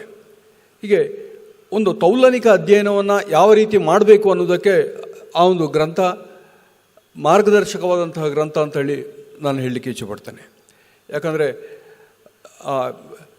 ಒಂದು ತೌಲನಿಕ ಸಂಶೋಧನೆ ಮಾಡಲಿಕ್ಕೆ ಯಾವ ರೀತಿ ಸಿದ್ಧತೆ ಮಾಡಿಕೊಳ್ಬೇಕು, ಯಾವ್ಯಾವ ಕಾನೂನು ವ್ಯವಸ್ಥೆಗಳನ್ನು ಅಥವಾ ಯಾವ್ಯಾವ ದೇಶಗಳನ್ನು ನಾವು ಸ್ಟಡಿಗೆ ತೆಕ್ಕೊಳ್ಬೇಕು ಮತ್ತು ಯಾವುದರ ಕುರಿತಾಗಿ ನಾವು ತುಲನೆ ಮಾಡಬೇಕು, ಅದು ಸಿಮಿಲಾರಿಟೀಸ್ನ ಕುರಿತಾಗಿಯೋ ಅಥವಾ ಡಿಫ್ರೆನ್ಸಸ್ನ ಕುರಿತಾಗಿಯೋ ಅಥವಾ ಯಾವುದೇ ಒಂದು ತತ್ವದ ಕುರಿತಾಗಿಯೋ ನಾವು ಅಥವಾ ಅದರ ಔಟ್ಕಮ್ ಅದರ ಕುರಿತಾಗಿ ನಾವು ಡಿಸ್ಕಸ್ ಮಾಡಬೇಕಾದ್ದು. ಇದನ್ನು ಅವರು ಬಹಳ ವಿವರವಾಗಿ ಅದರಲ್ಲಿ ಡಿಸ್ಕಸ್ ಮಾಡಿದ್ದಾರೆ. ಅವರ ಒಂದು ಮೇಜರ್ ಫೈಂಡಿಂಗ್ ಈ ಒಂದು ಲೀಗಲ್ ಲಿಟ್ರೇಚರಲ್ಲಿ ಏನಂದರೆ, ಭಾರತದಲ್ಲಿ ಫ್ರೀಡಮ್ ಆಫ್ ಸ್ಪೀಚ್ ಆ್ಯಂಡ್ ಎಕ್ಸ್ಪ್ರೆಷನ್ನ ಗ್ಯಾರಂಟಿ ಮಾಡುವಾಗ ಯಾವುದೆಲ್ಲ ರಿಸ್ಟ್ರಿಕ್ಷನ್ಸನ್ನು ಇಂಪೋಸ್ ಮಾಡಿದಿರೋ ಅಂತಹ ರಿಸ್ಟ್ರಿಕ್ಷನ್ಸಿಂದಾಗಿ ಭಾರತದ ವಾಕ್ ಸ್ವಾತಂತ್ರ್ಯ ಆಗಲಿ ಅಭಿವ್ಯಕ್ತಿ ಸ್ವಾತಂತ್ರ್ಯ ಆಗಲಿ ಕೊರತೆಗೆ ಒಳಪಟ್ಟಿಲ್ಲ, ಊನಗೊಂಡಿಲ್ಲ. ಫ್ರೀಡಮ್ ಎಕ್ಸ್ಪ್ರೆಷನ್ ಅಮೆರಿಕದ ಸಂವಿಧಾನದಲ್ಲಿ ಗ್ಯಾರಂಟಿ ಮಾಡುವಾಗ ಅಲ್ಲಿ ಯಾವುದೇ ರಿಸ್ಟ್ರಿಕ್ಷನ್ಸನ್ನು ಇಂಪೋಸ್ ಮಾಡಿರಲಿಲ್ಲ. Freedom of speech and expression is guaranteed ಅಷ್ಟೇ ಹೇಳ್ತಾರೆ. ಆದರೆ ಅಲ್ಲಿ ಯಾವ ರಿಸ್ಟ್ರಿಕ್ಷನ್ಸನ್ನು ಇಂಪೋಸ್ ಮಾಡ್ಬೋದು ಅನ್ನೋದರ ಕುರಿತಾಗಿ ಅಲ್ಲಿ ಸಂವಿಧಾನದಲ್ಲಿ ಏನೂ ಇಲ್ಲ. ಆದರೆ ಯಾವುದು ಸ್ಪೀಚ್, ಯಾವುದು ಫ್ರೀಡಮ್ ಆಫ್ ಪ್ರೆಸ್ ಮತ್ತು ಯಾವುದನ್ನು ನಾವು ಸ್ಪೀಚ್ ಅಂತ ಅಥವಾ ಪ್ರೆಸ್ ಅಂತೇಳಿ ಪ್ರೆಸ್ ಫ್ರೀಡಮ್ ಅಂತೇಳಿ ಪರಿಗಣಿಸ್ಲಿಕ್ಕೆ ಸಾಧ್ಯ ಇಲ್ಲ ಅನ್ನೋದರ ಕುರಿತಾಗಿ ಅಮೇರಿಕದ ಸರ್ವೋಚ್ಚ ನ್ಯಾಯಾಲಯ ಕೊಟ್ಟಂತಹ ತೀರ್ಪುಗಳ ಆಧಾರದಲ್ಲಿ ಬಂದಂತಹ ಕೆಲವು ರಿಸ್ಟ್ರಿಕ್ಷನ್ಸ್ ಇದೆಯಲ್ಲ, ಅಂತಹ ರಿಸ್ಟ್ರಿಕ್ಷನ್ಸ್ಗಳಿಗೂ ಭಾರತದಲ್ಲಿ ಅಳವಡಿಸಲ್ಪಟ್ಟಂತಹ 8 ಗ್ರೌಂಡ್ಸ್ ಆಫ್ ರಿಸ್ಟ್ರಿಕ್ಷನ್ಸ್ ಇದೆ ಆರ್ಟಿಕಲ್ 19 ಕ್ಲಾಸ್ 2ನಲ್ಲಿ. ಅದಕ್ಕೂ ಏನು ವ್ಯತ್ಯಾಸ ಇಲ್ಲ ಅನ್ನುವಂತಹ ಒಂದು ಬಹಳ ಮಹತ್ವದ ಒಂದು ತೀರ್ಮಾನಕ್ಕೆ ಅವರು ಬರ್ತಾರೆ. ನಂತರ ಅವರು ಹಲವಾರು ಸಂಶೋಧನಾ ಲೇಖನಗಳನ್ನು ಬರೆದಿದ್ದಾರೆ.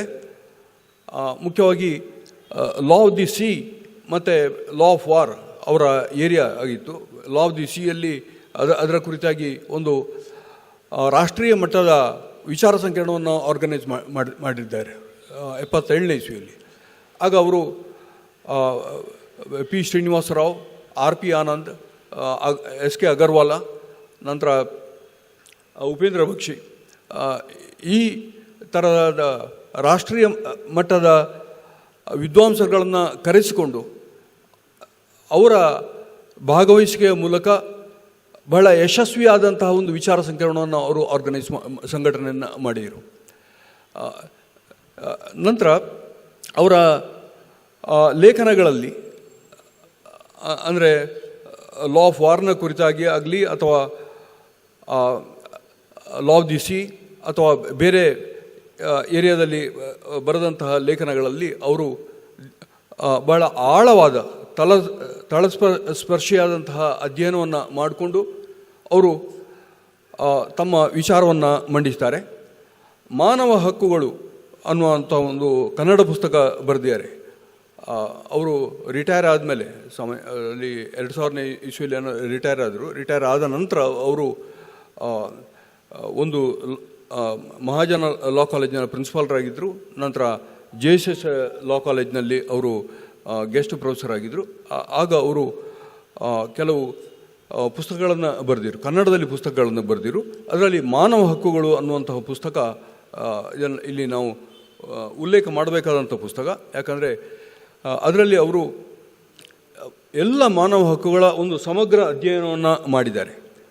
ನಂತರ ಅವರಲ್ಲಿ ಆ ಪುಸ್ತಕದಲ್ಲಿ ನಾವು ಕಾಣುವಂತಹ ಮುಖ್ಯ ವಿಚಾರ ಏನೆಂದರೆ, ಎಲ್ಲ ಮಾನವ ಹಕ್ಕುಗಳು ಮತ್ತು ಸಮಾಜ ಸುಧಾರಣೆಗಳ ಯಾವ್ಯಾವ ಕಾನೂನುಗಳಿವೆಯೋ ಆ ಕಾನೂನುಗಳ ಮೂಲಕ ರಕ್ಷಣೆ ಆಗುವಂತಹ ಮಾನವ ಹಕ್ಕುಗಳು ಕೂಡ ಮಾನವ ಹಕ್ಕುಗಳ ಒಟ್ಟಿಗೆ ಒಳಪಡ್ತವೆ ಅಂತೇಳಿ. ಅಂದರೆ ಮಾನವ ಹಕ್ಕುಗಳು ಅಂತೇಳಿದರೆ ಬರೀ ಸಂವಿಧಾನದಲ್ಲಿ ಆಶ್ವಾಸಿತವಾದ ಅಥವಾ ಅಂತಾರಾಷ್ಟ್ರೀಯ ಒಡಂಬಡಿಕೆಗಳಲ್ಲಿ ಒಪ್ಪಂದಗಳಲ್ಲಿ ಆಶ್ವಾಸಿತವಾದಂತಹ ಹಕ್ಕುಗಳು ಮಾತ್ರ ಅಲ್ಲ, ಆ ಹಕ್ಕುಗಳಲ್ಲಿ ಇತರ ವಿಚಾರಗಳು ಕೂಡ ಇರ್ತವೆ. ಅಂದರೆ ಆರ್ಡಿನರಿ ಲಾ, ಅಲ್ಲಿ ಸತಿ ಸಹಗಮನ ಪದ್ಧತಿದ್ದಿರ್ಬೋದು ಅಥವಾ ಇದು ಲಾ ಆ್ಯಂಡ್ ವಿಮೆನ್, ನಂತರ law relating to schedule caste, schedule tribes, vulnerable sections, disabled persons, ಈ ಎಲ್ಲ ವಿಚಾರಗಳಿಗೆ ಸಂಬಂಧಪಟ್ಟಂಥ ಮಾನವ ಹಕ್ಕುಗಳ ಅಧ್ಯಯನವನ್ನು ಕೂಡ ಅವರು ಮಾಡ್ತಾರೆ. ಅವರ ಬರವಣಿಗೆಯಲ್ಲಿ ಅವರು ಎಲ್ಲ ಆಕರ ಗ್ರಂಥಗಳನ್ನು ಅವರು ಸ್ಮರಿಸ್ತಾರೆ. ಅಲ್ಲಿ ಅವರು ನನ್ನ ಪುಸ್ತಕವನ್ನು ಕೂಡ ಲಾ ಆ್ಯಂಡ್ ಸೋಷಿಯಲ್ ಟ್ರಾನ್ಸ್ಫಾರ್ಮೇಷನ್ ಪುಸ್ತಕ ಆಗಲಿ ಅಥವಾ ರಿಸರ್ಚ್ ಮೆಥಡಾಲಜಿಗೆ ಸಂಬಂಧಪಟ್ಟ ಪುಸ್ತಕಗಳಲ್ಲಿ ಅವರು ಸ್ಮರಿಸುವುದಲ್ಲದೆ ಕ್ಲಾಸ್ನಲ್ಲಿ ಕೂಡ ಅವರು ರೆಫರ್ ಮಾಡ್ತಾಯಿದ್ರು. ಮತ್ತು ಅವರು ವೈಯಕ್ತಿಕವಾಗಿ ಅವರು ಹೇಗೆ ನಮ್ಮನ್ನು ಪ್ರೋತ್ಸಾಹಿಸ್ತಾ ಇದ್ರು ಅಂತಂದರೆ, ಎಲ್ಲಿ ನೀವು ಬರೆದಂತಹ ಪುಸ್ತಕವನ್ನು ರೆಫರ್ ಮಾಡಿ ನಾವು ಕ್ಲಾಸ್ ತಗೊಳ್ಳೋದು ಅಂತ ಹೇಳಿದರೆ ಅದೇ ನಮಗೆ ಒಂದು ದೊಡ್ಡ ಸಂತೋಷದ ಸಂಗತಿ ಅನ್ನುವಂಥ ಒಂದು ವಿಚಾರ. ಅಂದರೆ ಇನ್ನೊಬ್ಬರ ಬೌದ್ಧಿಕ ಕೊಡುಗೆ ಏನಿದೆ ಆ ಕೊಡುಗೆಯನ್ನು ಅವರು ಎಕ್ನಾಲೇಜ್ ಮಾಡೋದು, ರೆಕಗ್ನೈಸ್ ಮಾಡೋದು ಮತ್ತು ಪ್ರೋತ್ಸಾಹ ಕೊಡೋದು ಅದು ಅವರ ದೊಡ್ಡ ಮಾನವೀಯ ಗುಣ. ಅವರ ಪ್ರೋತ್ಸಾಹದ ಕಾರಣದಿಂದಲೇ ನನಗೆ ಈ ಒಂದು ಕ್ಷೇತ್ರದಲ್ಲಿ ತುಂಬ ಸಾಧನೆಯನ್ನು ಮಾಡಲಿಕ್ಕೆ ಸಾಧ್ಯ ಆಯಿತು. ಅವರು ಬಹಳ ಒಳ್ಳೆಯ ಮಾನವೀಯ ಗುಣಗಳನ್ನು, ಶ್ರೇಷ್ಠ ಮಾನವೀಯ ಗುಣಗಳನ್ನು ಅವರು ಹೊಂದಿದ್ದರು. ಅದನ್ನೇ ನಾವು ಅವರ ಮೌಲ್ಯ ಆಧಾರಿತ ಮಕ್ಕಳ ಕಥೆಗಳಲ್ಲಿ ನಾವು ಕಾಣ್ತೇವೆ. ಅವರು ಎಲ್ಲಿ ದೇವರಿಗೆ ಸಂಬಂಧಪಟ್ಟ ಹಾಗೆ ದತ್ತಾತ್ರೇಯ ಚರಿತ್ರೆ ಆಗಲಿ ಅಥವಾ ರಾಘವೇಂದ್ರ ಚರಿತ್ರೆ ಅಥವಾ ಇನ್ನಿತರ ಗ್ರಂಥಗಳನ್ನು ಬರೆಯುವುದರ ಜೊತೆಯಲ್ಲಿ ಮಕ್ಕಳಿಗೆ ಮೌಲ್ಯ ಆಧಾರಿತ ಕಥೆಗಳನ್ನು ಅವರು ರಚನೆ ಮಾಡಿ ಕೊಟ್ಟರು. ಅದು ಬಹಳ ದೊಡ್ಡ ಕೆಲಸ. ಸಾಮಾಜಿಕವಾಗಿ ಅವರು ಮಾಡಿದಂತಹ ಕೆಲಸ ಅತ್ಯಂತ ಶ್ಲಾಘನೀಯವಾದಂತಹ ಕೆಲಸ. ಯಾಕಂದರೆ ನಾವು ಅವ್ರನ್ನ ನಾವು ಗುರುತಿಸೋದು ಹೇಗಂದರೆ ಅವರು ಸಮಾಜದೊಂದಿಗೆ ತಾದಾತ್ಮ್ಯ ಹೊಂದ್ತಾಯಿದ್ರು. ಅವರು ಭಾಷಣ ಮಾಡುವಾಗ ಕೆಲವೇ ಸೆಕೆಂಡ್ಗಳಲ್ಲಿ ಅವರು ರ್ಯಾಪೋರ್ಟ್ ಬೆಳೀತಾಯಿದ್ರು, ಆಡಿಯನ್ಸ್ ಒಟ್ಟಿಗೆ ರ್ಯಾಪೋರ್ಟ್ ಬೆಳೀತಾಯಿದ್ರು. ಹಾಗೆ ಅವರ ಪುಸ್ತಕಗಳಲ್ಲಿ ಅದು ಅದರಲ್ಲಿ ಲೀಗಲ್ ಲಿಟ್ರೇಚರ್ನಂತಹ ಗಂಭೀರ ಸಾಹಿತ್ಯ ಇರ್ಬೋದು ಅಥವಾ ಹಾಸ್ಯ ಸಾಹಿತ್ಯ ಇರ್ಬೋದು, ಎಲ್ಲದರಲ್ಲಿ ಕೂಡ ಅವರು ಆ ಒಂದು ರ್ಯಾಪೋರ್ಟ್ ಬೆಳೆಸ್ಕೊಂಡು ಕಮ್ಯುನಿಕೇಟ್ ಮಾಡುವಂತಹ ಒಂದು ಸ್ಕಿಲ್ ಇದೆಯಲ್ಲ, ಅದೊಂದು ಶ್ರೇಷ್ಠವಾದಂತಹ ಸ್ಕಿಲ್. ಅದು ಹುಟ್ಟಿನಿಂದಲೇ ಬರುವಂತಹ ಒಂದು ಕೌಶಲ್ಯ ಅನ್ನೋದನ್ನು ನಾವು ಗಮನಿಸ್ಕೊಳ್ಬೇಕು. ಆದರೆ ಅವರು ಎಲ್ಲರನ್ನೂ ಕೂಡ ಸಮಾನವಾಗಿ ನೋಡ್ತಾಯಿದ್ರು ಮತ್ತು ಶ್ರೇಷ್ಠ ಮಾನವೀಯ ಗುಣಗಳು ಅವರಲ್ಲಿದ್ದರು. ನಂತರ ಅವರು ಎಲ್ಲರನ್ನೂ ಪ್ರೋತ್ಸಾಹಿಸುತ್ತಿದ್ದರು. ಅವರ ಪ್ರೋತ್ಸಾಹದ ಕಾರಣದಿಂದಲೇ ಅವರ ಮಾರ್ಗದರ್ಶನದ ಅಡಿಯಲ್ಲಿ ಕೆಲಸ ಮಾಡಿದಂತಹ ವಿದ್ಯಾರ್ಥಿಗಳು ಮುಂದೆ ಬರಲಿಕ್ಕೆ ಸಾಧ್ಯ ಆಯಿತು. ಎಷ್ಟೋ ಜನ ಹೈಕೋರ್ಟ್ ನ್ಯಾಯಾಧೀಶರಾಗಿದ್ದಾರೆ, ಎಷ್ಟೋ ಜನ ಸುಪ್ರೀಂ ಕೋರ್ಟ್ ಅಡ್ವೊಕೇಟ್ ಆಗಿದ್ದಾರೆ, ಎಷ್ಟೋ ಜನ ಪ್ರಿನ್ಸಿಪಾಲ್ರಾಗಿ ಅಥವಾ ವೈಸ್ ಚಾನ್ಸಲರಾಗಿ ಅಥವಾ ಹಿರಿಯ ಪ್ರಾಧ್ಯಾಪಕರಾಗಿ ಕೆಲಸ ಮಾಡಿದ್ದಾರೆ. ನಂತರ ಅವರು ಬೇರೆ ಬೇರೆ ಸಂಸ್ಥೆಗಳಲ್ಲಿ ಅವರು ಮಾಡ್ತಿದ್ದಂತಹ ಭಾಷಣಗಳು ಅಥವಾ ತರಬೇತಿ ಕಾರ್ಯಕ್ರಮಗಳು, ಅದು ಅಡ್ಮಿನಿಸ್ಟ್ರೇಟಿವ್ ಟ್ರೈನಿಂಗ್ ಇನ್ಸ್ಟಿಟ್ಯೂಟ್ನಲ್ಲಿರ್ಬೋದು, ಪೊಲೀಸ್ ಟ್ರೈನಿಂಗ್ ಇನ್ಸ್ಟಿಟ್ಯೂಟ್ನಲ್ಲಿರ್ಬೋದು ಅಥವಾ ಇನ್ನಿತರ ಕ್ಷೇತ್ರಗಳಲ್ಲಿರ್ಬೋದು, ಅವರು ತಮ್ಮ ಭಾಷಣದ ಮೂಲಕ ಉದ್ಬೋಧಕವಾದಂತಹ ವಿಚಾರಗಳನ್ನು ಜನರಿಗೆ ತಲುಪಿಸಲಿಕ್ಕೆ ಅವರು ಯಶಸ್ವಿ ಆಗ್ತಾಯಿದ್ರು. ಅಂತಹ ಒಬ್ಬರು ಶ್ರೇಷ್ಠ ವ್ಯಕ್ತಿ ನಮ್ಮ ಒಟ್ಟಿಗೆ ಇದ್ದರು. ಬಹಳ ಶ್ರೇಷ್ಠವಾದಂತಹ ಕೆಲಸವನ್ನು ಮಾಡಿದ್ದಾರೆ. ಅವರನ್ನು ನೆನಪಿಸುವಂತಹ ಕೆಲಸವನ್ನು ನಾವು ಮಾಡುವುದು ಅತ್ಯಂತ ಒಳ್ಳೆಯ ಕೆಲಸ.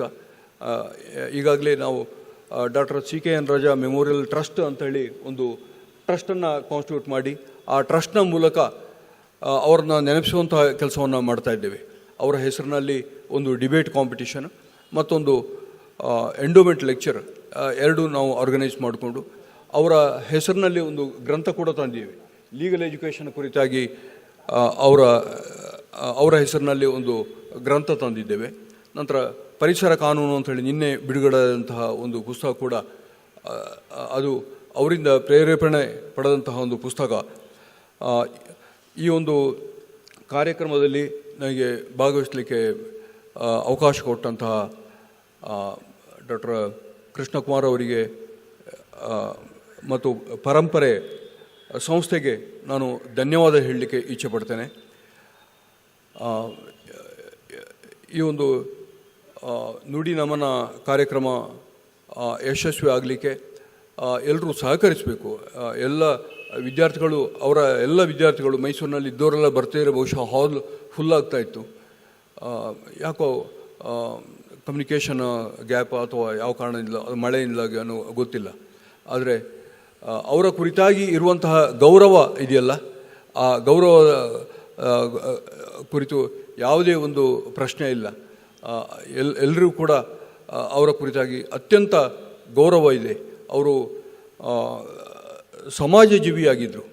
ಮಕ್ಕಳ ಕೂಟ ಸಂಸ್ಥೆ ಆಗಲಿ ಅಥವಾ NIE ಸಂಸ್ಥೆ ಆಗಲಿ ಅಥವಾ ಇನ್ನಿತರ ಸಂಸ್ಥೆಗಳೊಟ್ಟಿಗೆ ಅವರು ಹೊಂದಿಕೊಂಡಂತಹ ಸಂಬಂಧಗಳು ಮತ್ತು ವಿದ್ಯಾರ್ಥಿಗಳೊಂದಿಗೆ ಅಥವಾ ಬೇರೆ ಪ್ರಾಧ್ಯಾಪಕಗಳೊಂದಿಗೆ ಅವರು ಇಟ್ಟುಕೊಂಡಂತಹ ಸಂಬಂಧಗಳೆಲ್ಲ ಅತ್ಯಂತ ಶ್ರೇಷ್ಠವಾದಂತಹ ಮಾನವೀಯ ಸಂಬಂಧಗಳು.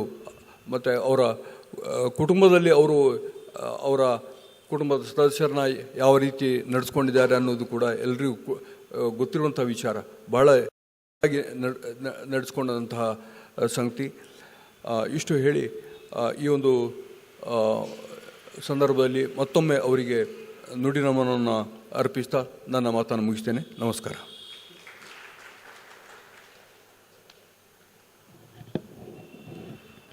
CKN ರಾಜಾ ಅವರ ಲೀಗಲ್ ಲಿಟ್ರೇಚರ್ ಆ್ಯಂಡ್ ರಿಸರ್ಚ್ ವಿಷಯವನ್ನು ಕುರಿತು ಮಾತನಾಡಿದಂತಹ ಪ್ರೊಫೆಸರ್ P. ಈಶ್ವರ್ ಭಟ್ ಅವರಿಗೆ ಧನ್ಯವಾದಗಳು. ಶ್ರೀಯುತರಿಗೆ ಪರಂಪರೆಯ ಪರವಾಗಿ ಗೌರವ ಸಮರ್ಪಣೆ.